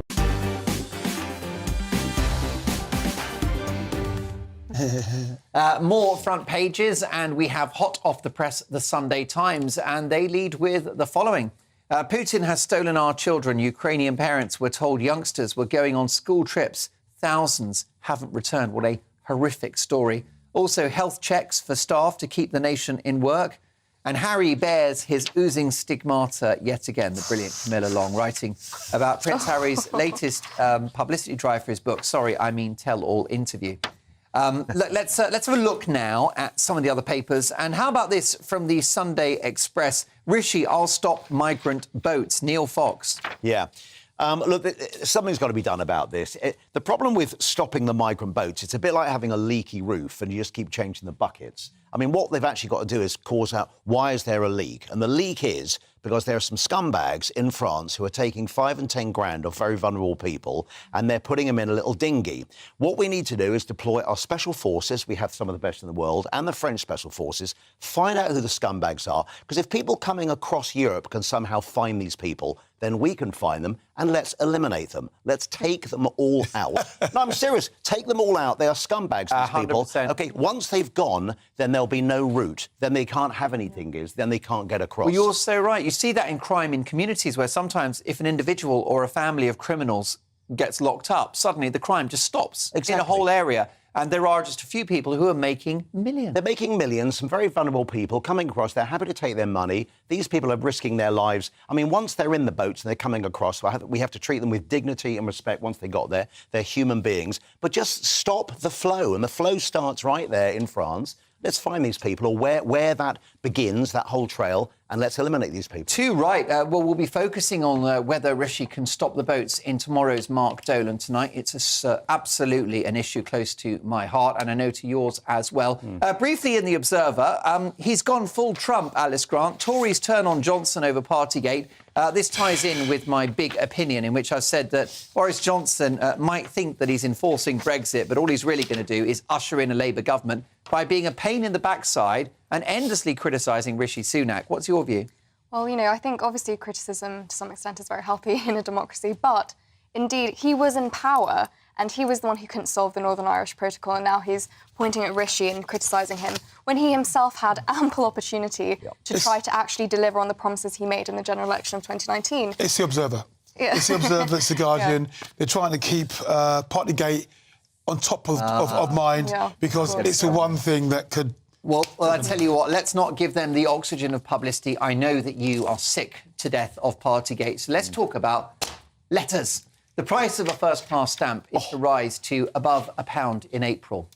From the 3rd of April, first-class stamps will increase by 15p to £1.10, and a second-class stamp will rise by 7p to 75p. So is this the end of love letters? Are we being priced out of letter writing? No, I mean, what can you get for £1 these days? Not much. You can't get a coffee, can you? No, you can't. Yeah. Maybe Greg's. And what sort of people write letters these days? Well, this is it, and I just think it's a shame. Alice, your generation... You I wrote letters. Really? Yeah, to my family from You're Oxford. old school. Yeah, and those people, so just finish my thought. And those people who do write letters are not going to be worried about £1 to send it because they recognise the intimacy of actually having your handwriting on a piece of paper sent to a loved one is more important than £1 in your pocket. Do you know what, though? But think of Christmas or those times like Mother's Day, which is coming up, obviously, but when you sort of... It's not just... Obviously, Mother's Day is just one mother, but, you know, Christmas when you might have, like, 20 cards you want to send out to friends and relatives. If it's suddenly like, OK, it's going to be now £30 to go and buy the stamps as well as the cards, it is very expensive, and it's a shame if everything just... Emails are easy, WhatsApp, text and whatever. It's all very easy, but it's very impersonal. It's lovely to get something. That does seem very expensive. But you'd be more discriminate about if the £1 is going to bother you that much, you'd be more discriminate about those who you send it to, and then maybe it's even more valuable that I dare spend £1.10 to send you, the gorgeous Mark, a love letter. Valentine's Day. It's not just love letters. I mean, I've got relatives who like to receive the phone bill in the post so they can properly go through it. You know, they can't read it on a computer. It's a very good point. The digitalisation of practically everything Credit card accounts, you know, bank all your statements, you name it, anything to do with... Sometimes it's nice to have a piece of paper, isn't it? And they're all asking us... Especially for our elderly. Many of them, I mean, I have, you know... Even my parents who aren't that old, I still have to do a lot of their kind of, you know, admin for them just because it's difficult to work. Hey, listen, my kids help me, and let's be honest, I need help. Let's talk about someone else that maybe needs help. Joe Biden has sparked Another debate, not over government policy or whether he's fit for office, but due to rigatoni with fennel sausage ragu. It's been revealed that the US president and his wife Jill both order the same dish every time at their favourite restaurant. So, should you stick to what you like in a restaurant, Neil? Oh, this is such an insane story that this is actually an insane story, and we're talking about it in a way. It's like he goes out with his wife to the same restaurant. They obviously love the same dish. It probably is easy. Just order the same. Then you can get on with chatting rather than having to go through the menu. And there are people having real opinions about this. The world is divided. I mean, seriously, get a friggin' life. Neil, I'm furious. It's gone crazy. I'm furious about this. First of all, what should happen is that if you're with a friend or a spouse, yes, they should also order something different, and then what you can do is share. What, is there a rule about that? Yes, I didn't realise there was a rule. By the way, if you and I Mark, went out for dinner and that was an invitation. Thank you. You could have the rigatoni. Yes. Okay, and then I perhaps ordered the ribeye steak. OK. We split the steak and I get some of your pasta. Maybe we both want the rigatoni. I mean, does it matter? Does it really matter? But I'll... Don't you think it's boring, by the way? Do you not think it's slightly rude to order the same thing as your co-diner? Well, people have said that. It's rude. Is it rude? I've never thought of it as rude. I just think... Restaurant etiquette. I just think with the President of the United States of America and the most powerful man in the world, he's a little bit not very well. Well, that's probably true, and maybe this is the one dish. This is the one dish. He says, wife, what are we eating today? Yeah, what you said. I'll have what she's having. He actually probably hates rigatoni.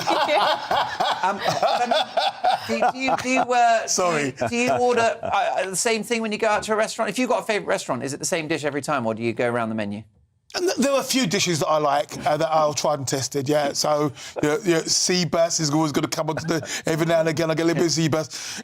1 in 10, I might have a little bit of the old fillet steak, but, I'll go for the sea bass. Good to know he's a steak man. I've got to say, I tried to mix it up a bit, but my local curry house, chicken tikka masala every time. Oh, delicious. It's Lent now, so I'm so hungry. What have you given up for Lent?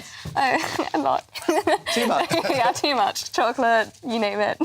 Well, your body's a temple, but what do you think about ordering the same thing? Some people have got, like, a restaurant favourite. Do you do that? Do you mix it up, or are you a little conservative?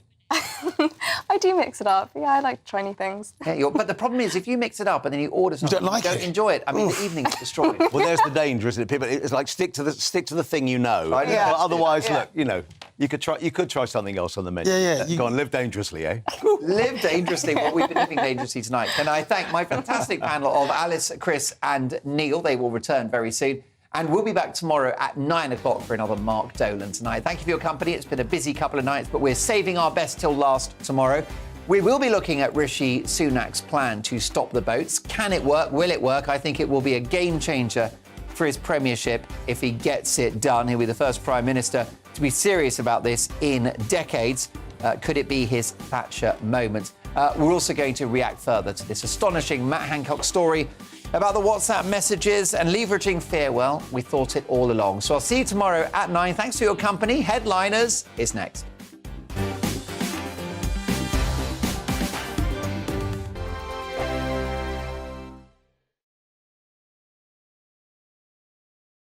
It's all about family, being in people's living rooms, all the interaction and getting to know who our viewers and listeners are. When I was young, my dad used to say, Nana, stop arguing. I wanted an outlet that would enable me to give my opinion.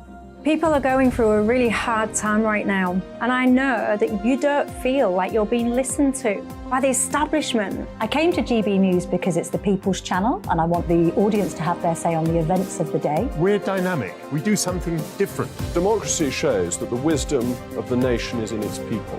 I get to travel to find out what the story is from a personal perspective. The British people aren't fools. We know when we're not being told the full story. We've got to work out how Britain moves forward from this. It's the best country in the world. The establishment had their chance. Now we're here to represent your views. Britain's watching. Britain's watching. Britain's watching. We're proud to be GB News. The People's Channel. Britain's news channel. Hello, I'm Esther McVeigh. And I'm Philip Davis. Whether you're watching or listening on TV, online or on radio, we handpick the latest stories, debates and expert opinions for your weekend. So whether that's politics, news or showbiz, we've got it covered. Join us every Saturday morning at 10 o'clock on GB News. Join me, Camilla Tominey, on Sunday mornings from 9:30, taking the politicians to task and breaking out of SW1 to see how their decisions are affecting you across the UK. Bursting the Westminster bubble every Sunday morning only on GB News, the People's Channel. Britain's watching. GB News has its own late-night paper preview show, Headliners, where comedians take you through the next day's top news stories. You don't have to bother reading the newspaper, we've got it covered for you. Headliners, every night at 11 p.m. and repeated every morning at 5 a.m. We won't send you to sleep like some of the other paper review shows out there. GB News, the People's Channel, Britain's news channel. Join me, Nana Akue, Saturday and Sunday afternoons on GB News. Expect fiery debate and passionate discussion as me and my panel tackle some of the biggest topics hitting the headlines. It's a place for everyone's opinion. No one gets cancelled, but no one gets an easy ride. Oh, she's on it today! Be ready for conversations that are fierce, frank, and of course, fun. Every Saturday and Sunday afternoon from 4 p.m. on GB News, the People's Channel. We are GB News, the People's Channel. And right across the United Kingdom. You can find us on Sky Channel 512, Virgin Media Channel 604, Freesat Channel 216. Freeview Channel 236, And YouView Channel 236. You can also take us with you on DAB Plus Radio. With the GB News app and at the website gbnews.uk. We're absolutely everywhere. Come join us on GB News, the